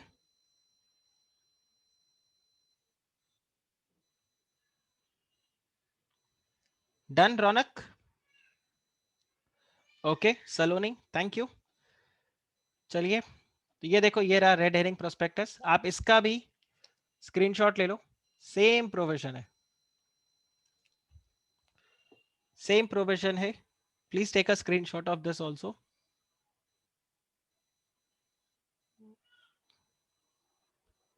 डन. ओके, चलिए. अभी ये देखो, बहुत कुछ है, मतलब अगर ये आप चेक करो तो ये सबसे one of the lengthy chapter होता है, और बहुत कुछ इसमें आप देखो, ये आपका पब्लिक इशू, एवरीथिंग, बहुत कुछ है इसके अंदर कवर करने को. बट एनीवे, इस समय हम फोकस अपना सिर्फ रखेंगे कंपनीज एक्ट के टुवर्ड्स ही, राइट। चलिए, तो अब हम आगे बढ़ते हैं। अब आ जाता है हमारे पास सेक्शन नंबर 33, जो यहाँ पर क्या बता रहा है, issue of application form for the security. तो जब आप यहाँ पे कोई भी प्रोस्पेक्टस को इशू करोगे तो उसके साथ में आपका एप्लीकेशन फॉर्म जाएगा, और उस एप्लीकेशन फॉर्म के साथ में एवरेज प्रोस्पेक्टस भी जाएगा। Now what is average prospectus? Which contains the salient features of the prospectus, ठीक है, which contains the salient features of the prospectus। क्या आप लोगों ने कभी 90s, ये अपना आई थिंक स्कैम 1992 के अंदर है, मैंने वो सीरीज अभी तक अनफॉर्चुनेटली देखा नहीं है, बट क्या आप लोगों ने वो सिनेरियो देखा है? वो न्यूज़पेपर वाले के पास में कुछ बड़ा सा पेपर रहता है, आज के डेट में तो सब इलेक्ट्रॉनिकली होने लग गया, बट वो न्यूज़पेपर के जैसा डॉक्यूमेंट होता है, आपने ये देखा है कभी? See I try to find a image जो मैं आपको यहाँ पे दिखा सकूं। लेट्स पिक अप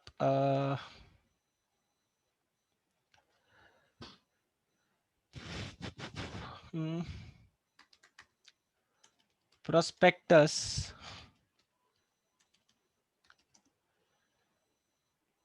BSc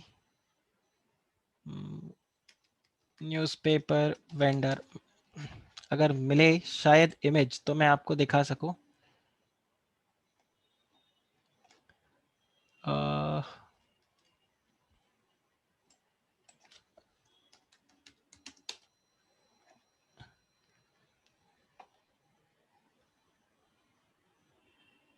नहीं, ये यहाँ पे आप देखो इस तरह से, जैसे ये न्यूज़पेपर वाला यहाँ पे वेंडर जैसे रहता है, इनके पास में आपको डॉक्यूमेंट्स मिलता है 1990s।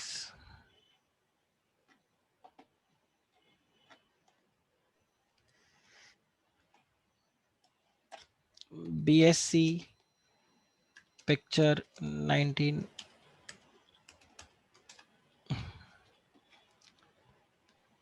वैसे तो जो ये वीडियो है, अच्छा चलो, ये वीडियो के अंदर न्यूज़पेपर वेंडर्स 1990 नहीं, ये डालने से नहीं होगा, आई थिंक इस वीडियो के अंदर है, इस वीडियो में तो डेफिनेटली है।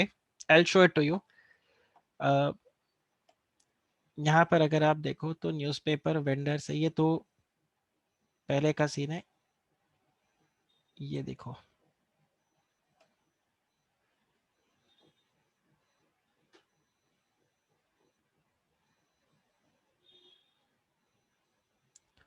ये तो फ्लोर आ गया।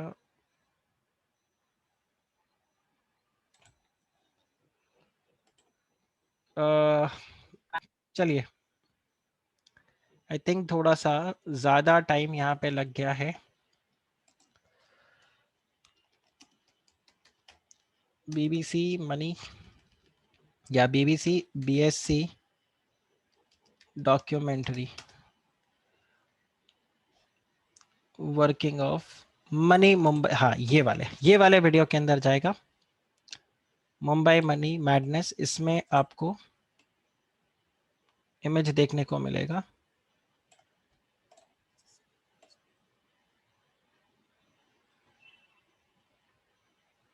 See, I'll show it to you.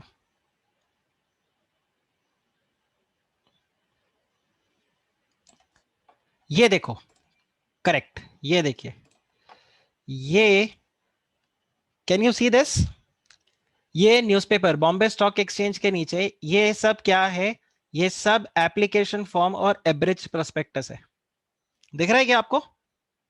Can you see this? ये सारा, ये सब क्या है? एवरेज प्रोस्पेक्टस और एप्लीकेशन फॉर्म। सी, प्रोस्पेक्टस तो कितना होता है? 700, 500, 400 पेजेस का लेंथी डॉक्यूमेंट होता है। तो हर कोई वो प्रोस्पेक्टस को नहीं पढ़ता, ठीक है, मेजॉरिटी मैं आपको बोलूंगा प्रोस्पेक्टस को नहीं पढ़ते। जो सोफिस्टिकेटेड बड़े इन्वेस्टर्स होते हैं खाली वो पढ़ते, नॉर्मल जो रिटेल इन्वेस्टर्स होता है वो नहीं पढ़ते।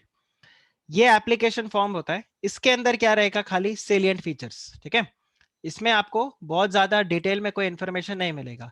अब ये जो एवरेज प्रोस्पेक्टस है, इस एवरेज प्रोस्पेक्टस के साथ में आपका क्या होता है? एप्लीकेशन फॉर्म होता है।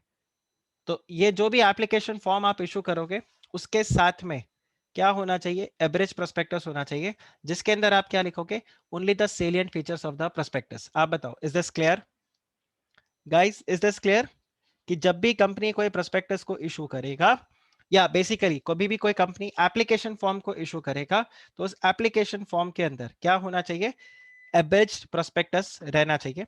एंड इनफैक्ट वहां पर यह भी लिखा हुआ रहता है कि अगर कोई इन्वेस्टर प्रोस्पेक्टस चाहिए किसी को, तो वो कंपनी को लिखेगा और कंपनी फिर उसको free of cost prospectus supply करेगा।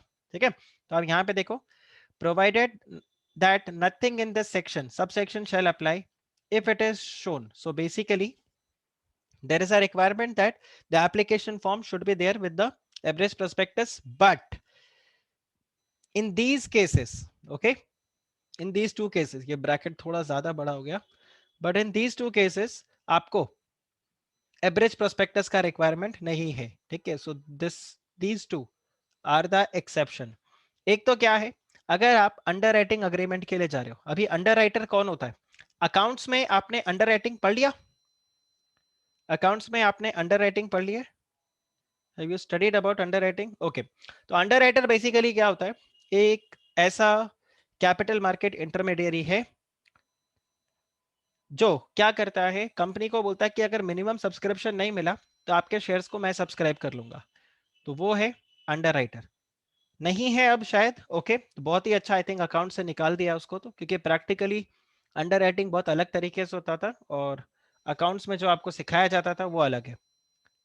हाँ, who agrees to buy the remaining shares, right Raunak, you are correct that nowadays you get, देखो पेपर फॉर्म में भी रहता है, ऑनलाइन भी आपको मिलता है, online it is there on the SEBI's website, but अगर आपको पेपर फॉर्म में चाहिए तो या तो आप प्रिंट निकाल लो या फिर आप कंपनी से get in touch with the company and the company is going to provide you the prospectus.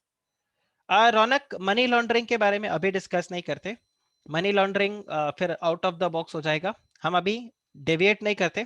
ठीक है, तो आप यहाँ पे देखो, but definitely mark your doubt, तो जो भी क्वेश्चंस आपके मैंने आंसर नहीं किए, मार्क योर डाउट, वो हम आगे बात कर लेंगे। हाँ, ब्लैक को व्हाइट करता है मनी लॉन्ड्रिंग, बिल्कुल, जो एक ऐसा पैसा जिसके ऊपर आपने टैक्स पे नहीं किया, राइट, तो उस अमाउंट को आप कन्वर्ट कर देते हो एज अ टैक्सेबल इनकम, बिना टैक्स पे किए जिस इनकम को आप एक टैक्स पेड इनकम की तरह दिखा देते हो, उसको हम बोल देते हैं मनी लॉन्ड्रिंग।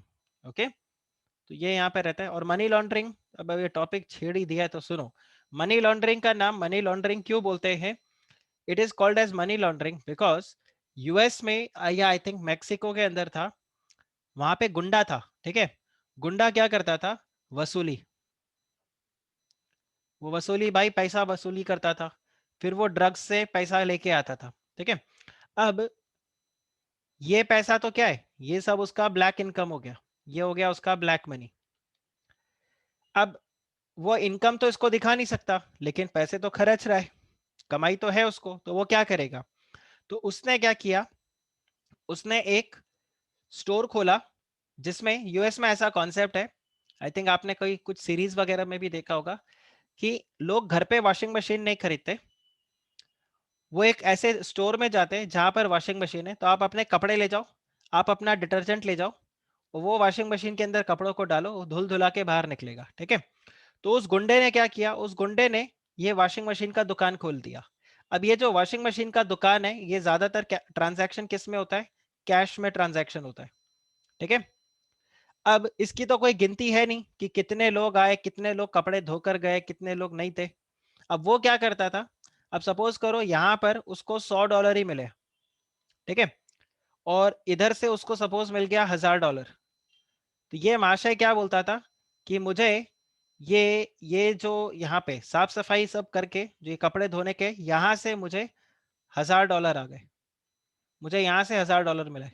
तो ये जो इधर का ड्रग्स वगैरह का कमाई था, जो इलीगल इसका इनकम था, उस सब को इसने क्या कर दिया, यहाँ पे लीगल इनकम बना दिया उसको। ठीक है, अपने इलीगल इनकम को यहाँ पर उसने लीगल इनकम बना दिया, और इसीलिए नाम इसका क्या रखा है, मनी लॉन्ड्रिंग, या ये लॉन्ड्री वाला बिजनेस, राइट, तो मनी लॉन्ड्रिंग इसीलिए इसका नाम है, और इसको हम बोलते हैं मनी लॉन्ड्रिंग। आप बताइए, this is clear, but obviously अब ब्लैक इनकम, आपको किसी को घूस का पैसा मिला, आपने किसी को ब्राइब किया है, ठीक है, पर हाँ ऑफ कोर्स देखो मनी लॉन्ड्रिंग मनी लॉन्ड्रिंग सिर्फ आई वुड से टैक्स चोरी करने के लिए नहीं होता है. This is also the bribes, जो आपको ब्राइब पे पैसा मिला वो, ठीक है, आपको जो इलीगल गेन्स हो रहा है वो भी आपके ब्लैक मनी में जाता है.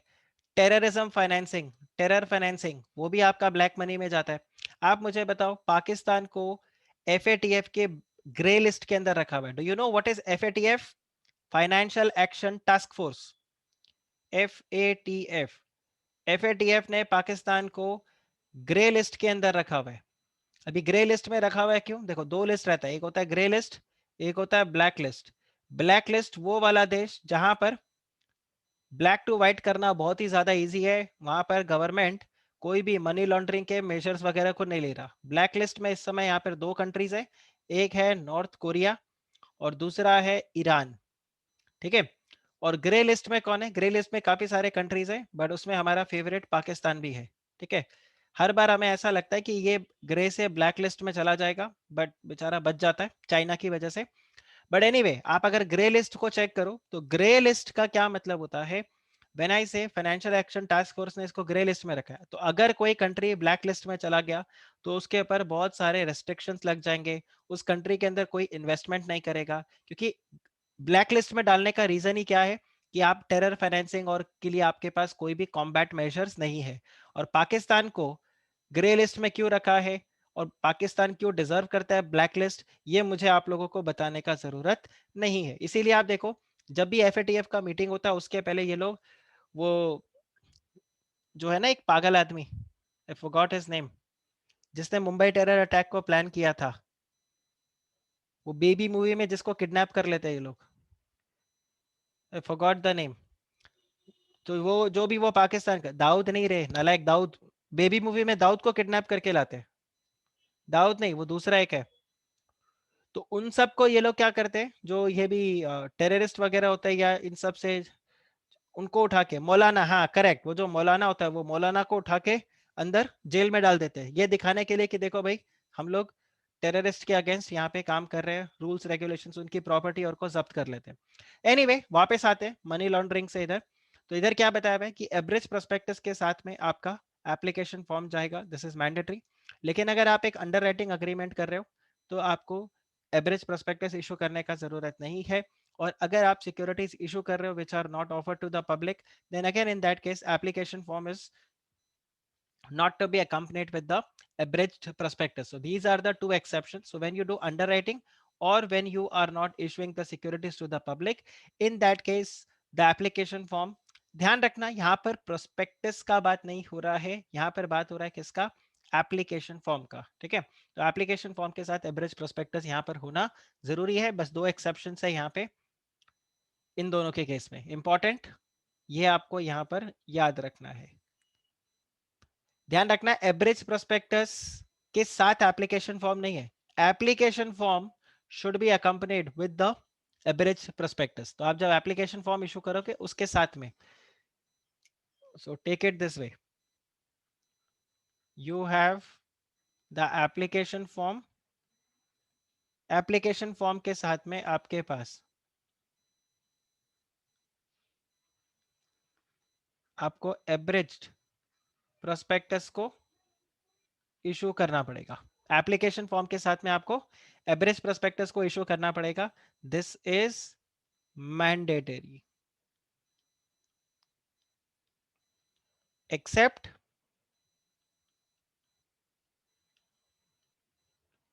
अगर आप एक अंडरराइटिंग अग्रीमेंट कर रहे हो तो एप्लीकेशन फॉर्म के साथ एवरेज प्रोस्पेक्टस नहीं चाहिए. और दूसरा, जब आप सिक्योरिटीज इशू कर रहे हो नॉट टू पब्लिक, तो आपको एवरेज प्रोस्पेक्टस का जरूरत नहीं है. आप बताओ इज दिस क्लियर? ये आपका क्लियर हुआ? और यहीं पर आप देखो आपको क्या मिलेगा, ये देखो ये जो पॉइंट मैंने बताया था कि अगर आपको प्रोस्पेक्टस चाहिए तो कंपनी आपको प्रोस्पेक्टस इशू करेगा. So copy of the prospectus shall on the request being made by any person before the closing of the subscription list shall be furnished to him. तो आपको अगर प्रोस्पेक्टस का copy चाहिए तो आप वहां पर प्रोस्पेक्टस का कॉपी मंगवा सकते हो। आप बताइए, is this clear? Okay. And अगर कंपनी इसमें डिफॉल्ट करे तो 50,000 रुपीज का पेनल्टी है।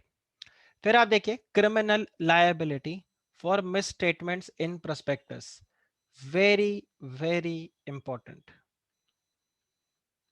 Very very important. अब ये क्रिमिनल लायबिलिटी और इसके आगे सिविल लायबिलिटी है, इसको मैं आज डिस्कस नहीं करूंगा क्योंकि ये वापस से मेरा डिटेल वाला डिस्कशन है। सेक्शन 36 भी मैं आज डिस्कस नहीं करूंगा, एक्शन 36 37 ये आज नहीं करूंगा। हाँ, सेक्शन 38 को हम आज डिस्कस कर सकते हैं। अब देखो सेक्शन 38 के अंदर क्या है। सेक्शन 38 बेसिकली ये बताता है कि आप क्या करते हो। सपोज मैं आपको बताता हूँ, कई बार स्टूडेंट्स मेरे स्पेलिंग को लेकर कई बार कंफ्यूज रहते हैं। सो ऑफ कोर्स जो मेरा स्पेलिंग है वो यही है, आनंद कनकानी। पर 2012 में मेरा फेसबुक अकाउंट जो है वो पता नहीं हैक हो गया था, क्या हुआ था, तो काफ़ी वियर्ड चीज़ें हो गई थी, तो वो अकाउंट को ही मैंने बंद किया और मैंने मेरे नाम का स्पेलिंग चेंज कर दिया, थोड़ा सा अनकॉमन रखते हुए मैंने एक एक्स्ट्रा एन लगा दिया। ठीक है। फिर मैं एक न्यूमरोलॉजिस्ट के पास गया था, उस न्यूमरोलॉजिस्ट ने मेरे को बोला, ऐसे ही टाइम पास, न्यूमरोलॉजिस्ट ने बोला कि भाई आप अपने नाम का स्पेलिंग चेंज करो और ये रखो नाम का स्पेलिंग आनंद कनकनी। अच्छा, उसने एक और ऑप्शन मेरे को दिया, उसने बोला आप अपना नाम ऐसे भी रख सकते हो, आनंद कनकानी। ठीक है भाई। अब आप मुझे बताओ, कई लोग ऐसे भी लिख सकते हैं, जैसे पंजाबीज बोलेंगे भाई ये आनंद थोड़ी ना, ये तो आनंद है। हाँ जी, आनंद है आपका नाम। आनंद अगर करना है तो एक एक्स्ट्रा ए लगा दो, और ये एक्चुअल में मेरे साथ हो चुका है। मेरे नाम को प्रोनाउंस किया गया था एज आनंद, मैं बोला आनंद नहीं है इट्स आनंद, कह रहा तो एक्स्ट्रा ए क्यों नहीं लगाता। ठीक है भाई, सैवेज। राइट, ठीक है, तो ये एक एक्स्ट्रा ए लगा के भी आनंद हो गया। कोई नहीं, ये दिल्ली में हो चुका है, right, it happens in Delhi.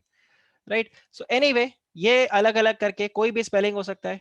मेरा एक जगह अकाउंट क्रिएट किया हुआ है, मतलब आईडी जो क्रिएट किया हुआ है एमसीए की वेबसाइट पे, दैट इज लाइक दिस,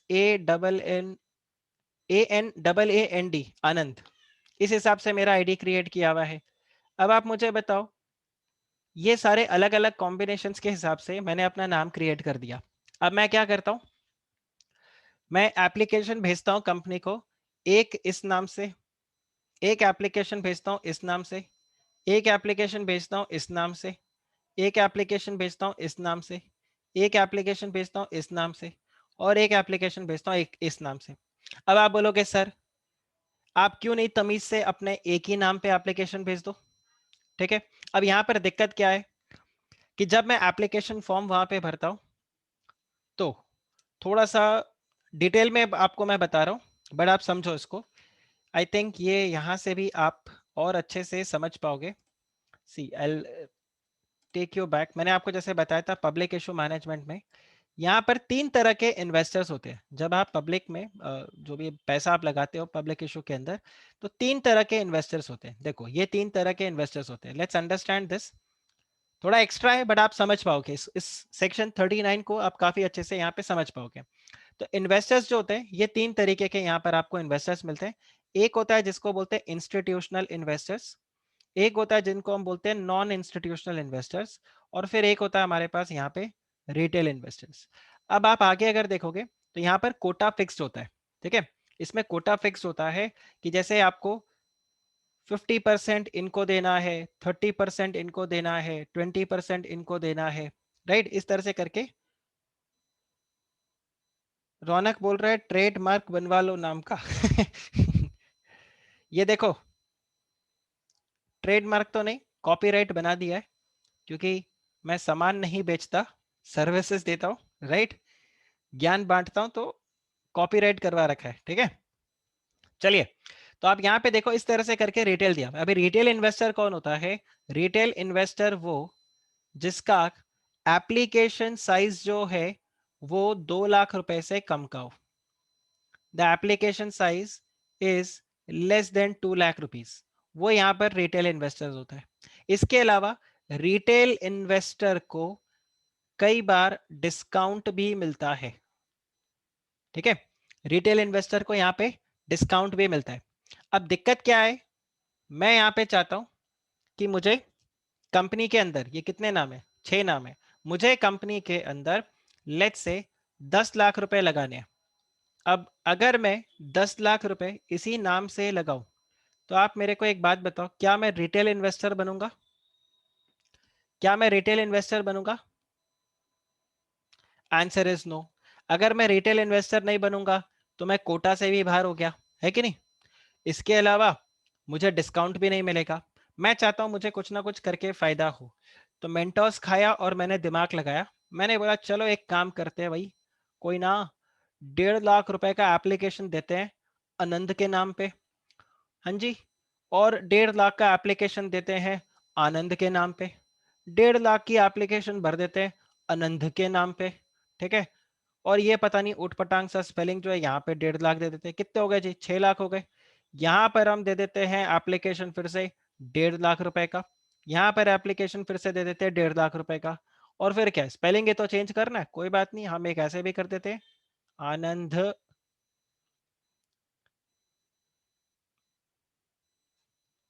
कनकानी, ये लो भाई एक्स्ट्रा ई लगा दो, यहाँ पर 1.5 लाख रुपए का एप्लीकेशन देते हैं। तो अब अगर आप देखो तो मैंने यहाँ पर क्या कर दिया, इस 10 लाख रुपए के एक एप्लीकेशन को बाइफरकेट कर दिया इनटू मल्टीपल नेम्स। ये दिख रहा है आपको? ये दिखा आपको? अब आप मुझे बताओ, क्या मैं रिटेल इन्वेस्टर हूं या नहीं? क्या मैं रिटेल इन्वेस्टर हूं या नहीं? Now in this case I am a retail investor, this means I am also eligible for discount. अच्छा, डिस्काउंट जरूरी नहीं मिले, कई बार रिटेल इन्वेस्टर्स को मिलता है, कई बार नहीं मिलता, वो that is a separate issue. ICDR के लेक्चर में आपको बताऊंगा डिस्काउंट कब मिलता है कब नहीं मिलता। तो मैं यहाँ पर एलिजिबल हो गया एज रिटेल इन्वेस्टर। इसके अलावा मुझे यहाँ पे डिस्काउंट भी मिलेगा, मैं कोटा में भी फिट होता हूँ। अब इसमें दिक्कत क्या है, इसमें दिक्कत ये है कि जो बोनाफाइड इन्वेस्टर्स है, धवल यहाँ पे I think someone needs to mute. Okay, so अब सपोज करो यहाँ पे बोनाफाइड इन्वेस्टर्स है धवल, मुस्कान, राइट। फिर अगर आप यहाँ पे देखो रौनक, सलोनी, नेमिन, आप लोग यहाँ पे क्या हो, बोनाफाइड इन्वेस्टर्स हो। क्योंकि शेयर्स मुझे मिल गए, अब ऑब्वियस सा बात है किसी को अगर शेयर मिला है तो किसी को तो नहीं मिलेगा ना। If someone is getting the shares, सारे, क्योंकि शेयर्स तो लिमिटेड है, कंपनी जो इशू साइज लेके आया है उतने ही तो शेयर्स है ना। सपोज कंपनी ने डिसाइड किया है we are going to issue 1 lakh shares, और रिटेल कोटा में कंपनी ने बोला we are going to issue only 20,000 shares, तो अब ये 20,000 शेयर्स में से 10,000 शेयर तो मुझे ही मिल गए, जबकि हर एक को अलग अलग करके शेयर्स मिलना चाहिए था। आपको प्रॉब्लम समझ में आ रहा है यहाँ पे क्या दिक्कत हो रहा है गाइस, डू यू अंडरस्टैंड? तो इसकी वजह से यहाँ पर कंपनी लॉ के अंदर इन्होंने क्या कर दिया कि ऐसे लोगों को पकड़ो, ठीक है, और ऐसे लोगों को लीगली आप ना कर दो कि ये एक क्रिमिनल ऑफेंस है भाई, ये चोर है। तो ये इतने सारे आनंद के नाम से अगर आप अकाउंट बनाओगे तो 447 का केस आपके ऊपर लग जाएगा, which is for the fraud. This I am doing fraud at the public, मतलब पब्लिक के अगेंस्ट में मेरा ये फ्रॉड माना जाएगा। आया आपको समझ में गाइस? ये पॉइंट समझ में आया, राइट? इसको फिर, और फिर ये जो अलॉटमेंट, सपोज फिर इस तरह से मुझे अलॉटमेंट हो भी गया, तो फिर ये जो अलॉटमेंट है ये सारा का सारा अलॉटमेंट क्या माना जाएगा? All these allotments would be considered as void। Sorry, मैंने सेक्शन 39 बोल दिया था, दिस इज सेक्शन 38। तो आप यहां पर ध्यान रखना, इसमें बेसिकली क्या बताया हुआ है, एनी पर्सन हु मेक्स और abets making an application in fictitious name to the company for acquiring or for subscribing its securities, या फिर आप क्या करते हो, मल्टीपल एप्लीकेशंस करते हो कंपनी को इन द डिफरेंट नेम्स और in the different combinations, right, of surname. अब मेरे फादर का नाम है बसंत, ठीक है, तो कई बार लोग क्या करते हैं, अपने नाम के बीच में, सो आनंद बसंत कनकानी, कई बार ऐसे लिखते हैं, मैं यहाँ पे कर देता हूँ आनंद कुमार कनकानी। कई बार मैं मिडिल नेम रखता ही नहीं हूँ, आनंद कनकानी, राइट, इस तरह से करके। बिल्कुल बिल्कुल रौनक, 4 फीट भी होगा, सब कुछ होगा यहाँ पे, ठीक है, पिटाई भी होगी, उसकी सुताई भी होगी, सब कुछ अच्छे से होगा। निधि बोल रही है सर समझो मैंने अलग अलग प्लेटफॉर्म से एप्लीकेशन डाला, दोनों नाम सेम है तो भी ऑफेंस है? नहीं, तो यहाँ पर नहीं रहेगा, बिकॉज ऑफेंसिव यहाँ पर कब हो जाएगा, अगर आप फिक्टिशियस नेम पे, फिक्टिशियस मतलब कोई जो एक्चुअल रियल में कोई जो नहीं है, आपने फिक्टिशियस नाम कुछ भी क्रिएट करके रखा है वो यहाँ पे फाइल कर रहे हो, या फिर अलग अलग नेम से आप फाइल कर रहे हो, या डिफरेंट कॉम्बिनेशंस, तो प्रॉब्लम है। सपोज करो निधि आपका एक अकाउंट है शेर खान के पास, एक अकाउंट है आपका लेट्स से आईसीआईसीआई डायरेक्ट के पास, एक है आपके पास एक्सिस डायरेक्ट के पास, तीनों जगह आपके अलग अलग डीमैट अकाउंट्स है, और अब आप वहां पे तीनों डीमैट अकाउंट से अलग अलग एप्लीकेशंस फाइल कर रहे हो, there is no problem, then there is no problem. Okay, हाँ, then there is no problem, then there is no problem. ये मिला आपको रौनक?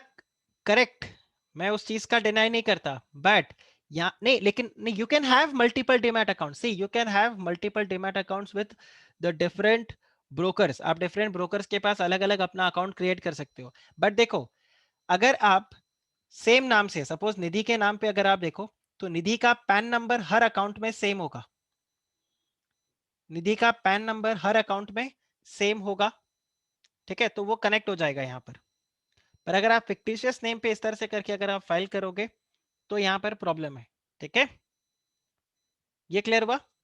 तो अगर आप फिक्टिशियस नेम पे एप्लीकेशन यहां पे बना के देते हो, या फिर किसी को इंड्यूस करते हो कि भाई बहुत इजी है यार, कर ले, कुछ नहीं होता, ठीक है, कोई दिक्कत नहीं है, मैं बता रहा हूं, मैंने बहुत किया है, भाई पे भरोसा रख, एकदम मस्त रहेगा, इस तरह से करके आपने क्या कर दिया, you induced someone or you induce the company to allot or to register any transfer of securities to him or to any other person in the fictitious name, so in सब सिनेरियो में आपके against 447 का case file हो जाएगा, which is for the fraud, आपके ऊपर fraud का case यहां पर फाइल हो जाएगा। आप बताओ, is this clear guys, is this clear? इसके अलावा अगर कोई पर्सन है जो कॉन्वेक्ट हुआ इस सेक्शन के अंदर, द कोर्ट में also order for disgorgement of the gain. ये कई बार आप सेबी का न्यूज पढ़ोगे तो वहां पर आपको मिलेगा कि जो कोर्ट है या सेबी ने डिसजॉर्जमेंट ऑफ गेन का ऑर्डर दे दिया। डिसजॉर्जमेंट ऑफ गेन का क्या मतलब हो गया, जो भी आपको गेन हुआ है वो गेन आपको क्या मिलेगा, आपको रिटर्न करना होगा, जो भी आपको गेन हुआ है वो आपसे वापस ले लिया जाएगा, क्योंकि गलत तरीके से आपने यहाँ पर गेन लिया है। अब ये गेन जो आपको, सपोज आपको इस तरह से करके 20 लाख रुपए का प्रॉफिट हो गया, तो आपको कोर्ट ऑर्डर करेगा कि चलो ये 20 लाख रुपए आप वापस से कोर्ट को दो, और ये अमाउंट कहाँ चला जाएगा, ये जो गेन है, this gain will be credited to the investor education and protection fund. तो ये एक फंड है जो ministry of corporate affair maintain करता है, हालांकि हमारे सिलेबस का भी पार्ट है, हम इसके बारे में पढ़ेंगे, investor education and protection fund. तो जो भी आपने इलीगल तरीके से गेन यहाँ पे किया, that is going to be credited to the investor education and protection fund. Ronak is saying, suppose I want to file for IPO and I am holding 3 demat accounts. My demat limit would be, देखो आपका एक application जो है उसका limit है 15,000. So even if I have one demat account, I can file multiple applications. कोई फर्क नहीं पड़ेगा, अमाउंट में कोई भी नहीं है। यहाँ पे रौनक आपने जो 15,000 बताया है वो है एप्लीकेशन साइज, ठीक है, वो है एप्लीकेशन साइज। तो सेबी क्या बोलता है कि जो मिनिमम एप्लीकेशन साइज होगा वो कम से कम 10,000 रुपए का होगा, 10 से 15,000 रुपए के बीच में अमाउंट होना चाहिए, ये आपका मिनिमम एप्लीकेशन साइज होना चाहिए। तो अगर रौनक किसी कंपनी के अंदर शेयर्स में पैसा लगाना चाहता है, देखो एक बार कंपनी लिस्ट हो गया उसके बाद आप कंपनी में एक शेयर खरीद सकते हो, मिनिमम एक शेयर खरीद सकते हो, मैक्सिमम तो औकात अनुसार जितना आप खरीदो। पर जब कंपनी लिस्ट नहीं हुआ, लिस्ट होने जा रहा है, और रौनक बोलता है मैं एप्लीकेशन मनी देना चाहता हूं कंपनी को टू परचेज द शेयर्स, तो आपका जो एप्लीकेशन मनी या जो भी आपका साइज रहेगा that will B minimum 10,000 rupees. तो सपोज करो एक शेयर जो है वो सपोज 100 रुपए का है, तो आपको कम से कम कितने शेयर्स के लिए सब्सक्राइब करना पड़ेगा? 10,000 रुपीज डिवाइडेड बाय 100। तो आपको 100 शेयर्स कम से कम सब्सक्राइब करना ही होगा। आप ये नहीं बोल सकते कि मुझे 50 शेयर ही चाहिए, या पंडित जी ने मेरे को बोला 51 शेयर का आप लो तो अच्छा रहेगा, राइट? तो मिनिमम आपका 10। अब मैं क्या कर सकता हूं? बिल्कुल धवल ने यहाँ पर एग्जैक्ट वो वर्ड यूज कर दिया, लॉट साइज। बिल्कुल करेक्ट। तो ये टेक्निकल टर्म है लॉट साइज। तो जो एग्जैक्ट फ्रेज यहाँ पे यूज होगा that is going to be lot size. तो आपका जो लॉट साइज है वो इसके हिसाब से डिसाइड किया जाता है कि आपका एप्लीकेशन मनी जो है that should be minimum of 10,000 to 15,000 के बीच में। अब मेरा एक एप्लीकेशन जो है वो सपोज करो 15,000 का जा रहा है, ठीक है? मैं चाहता हूं कि मैं 10 एप्लीकेशन, तो मैं 10 एप्लीकेशन यहां पे दूंगा और मेरा अमाउंट हो जाएगा 15,000 इंटू 10, 1.5 लाख रुपया। कोई दिक्कत नहीं है। तो भले ही मेरे 3 डीमैट अकाउंट हो, मेरा एक डीमैट अकाउंट हो, there is no problem. There is no limit on applying for the shares. Okay, ये आया समझ में? तो यहां पर ये पॉइंट आपके पास आ जाता है सेक्शन नंबर 38 के अंदर, punishment for the personation of acquisition. तो इलीगली आप अगर यहाँ पे गलत तरीके से, तो यहाँ पर आप ध्यान रखना, 3 वर्ड्स आपको यहाँ पे ध्यान रखना है। आप एप्लीकेशन किसके नाम पे कर रहे हो? फिक्टिशियस नेम पे, या फिर डिफरेंट नेम्स, या अपने एक्चुअल नाम का ही डिफरेंट कॉम्बिनेशंस अगर आप कर रहे हो, तो इन दैट केस आपके अगेंस्ट सेक्शन 447 में फ्रॉड का केस हो जाएगा, और कोर्ट जो है वो ऑर्डर कर देगा for the disgorgement of gain. और जो भी आपको यहाँ पर गेन हुआ है that will be credited to the investor education and protection fund. This will be transferred there. आप बताइए, इज दिस क्लियर? ये क्लियर हुआ आप लोगों को?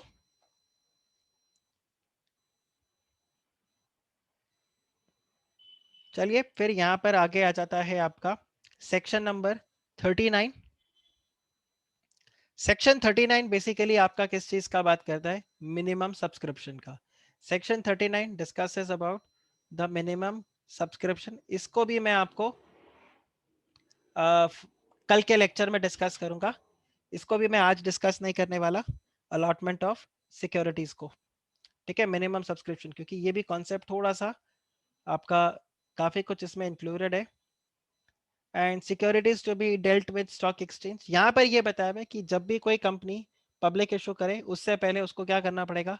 परमिशन लेना पड़ेगा from the stock exchange, right? The company needs to take prior permission from the stock exchange कि वो अपने आप को लिस्ट करवाना चाहते हैं, ठीक है? तो स्टॉक एक्सचेंज से लिस्टिंग परमिशन उनको यहाँ पर लेना होगा, ठीक है? तो यहाँ पर ये जो बैलेंस प्रोविजंस है इसको कल डिस्कस करेंगे, और global depository receipt. So will meet tomorrow then at 6:30, और कल हम यहाँ पे सारे के सारे प्रोविजंस को पढ़ते हैं। How stock exchanges earn, stock exchanges को लिस्टिंग फीस मिलता है। जब ये शेयर्स को लिस्ट कराते हैं तो स्टॉक एक्सचेंजेस को लिस्टिंग फीस मिलेगा, उससे अर्न करते हैं ये, ठीक है? राइट? तो चलो फिर आप लोग आराम से इन सारे प्रोविजंस को जो हमने आज पढ़ा है उसको आप रिवाइज करो, ठीक है? और फिर हम कल जब लेक्चर्स को स्टार्ट करेंगे तो will start with this criminal liability, very very important for your exam. Raunak ने पूछा transaction fees. Transaction fees I won't say रहता है, बट लिस्टिंग फीस होता है, ब्रोकर से उनको पैसा मिलता है, registration, there are many ways how stock exchange can earn. बहुत सारे एवेन्यूज है उनके पास, okay? But listing fees is one of the major source of revenue, सबसे ज्यादा रेवेन्यू। आप एक सिंपल सा पॉइंट है ना, आप जाके बॉम्बे स्टॉक एक्सचेंज का या नेशनल स्टॉक एक्सचेंज का बैलेंस शीट ही डाउनलोड कर लो। Just go to Google and type the balance sheet of NSE. आपको यहाँ पे बैलेंस शीट मिल जाएगा, ये देखो फाइनेंशियल्स मिल गया एनएसई का, एनएसई का फाइनेंशियल्स, और आप यहाँ पे देखो आपको सारा डिटेल्स मिल जाएगा। ये देखो all results you are going to get, financial highlight, stand alone financial statements, ये क्वार्टरली है, ईयरली भी आपको यहाँ पे मिल जाएगा, half yearly, related party transactions आ गया, ये तो खैर ये तो रिलेटेड पार्टी ट्रांजैक्शंस हो गया, but yes financial stand alone financial results, तो यहाँ पर आपको सब इंफॉर्मेशन मिल जाएगा। ये देखो रेवेन्यू फ्रॉम ऑपरेशंस, ये तो अभी इनका हाइलाइट्स है, बट इनका एनुअल रिपोर्ट अगर आप लोगे, बीएससी एनुअल रिपोर्ट, तो आपको पूरा इंफॉर्मेशन यहाँ पे मिल जाएगा। ये देखो एनुअल रिपोर्ट, राइट। ये देखो ये एनुअल रिपोर्ट जो है, इस एनुअल रिपोर्ट के अंदर 316 पेज का है, बहुत कुछ आपको इंफॉर्मेशन यहाँ पे देखने को मिलेगा। Okay, so that's it for your today's lecture. Okay, that's it for your today's lecture, और हम कल मिलेंगे वापस से 6:30। Please log in, right. Ujjwal को आज मैं लिंक भेजता हूँ, let me make a channel, Telegram channel, और फिर हम यहाँ पे कनेक्ट करते हैं। Okay, bye bye, take care.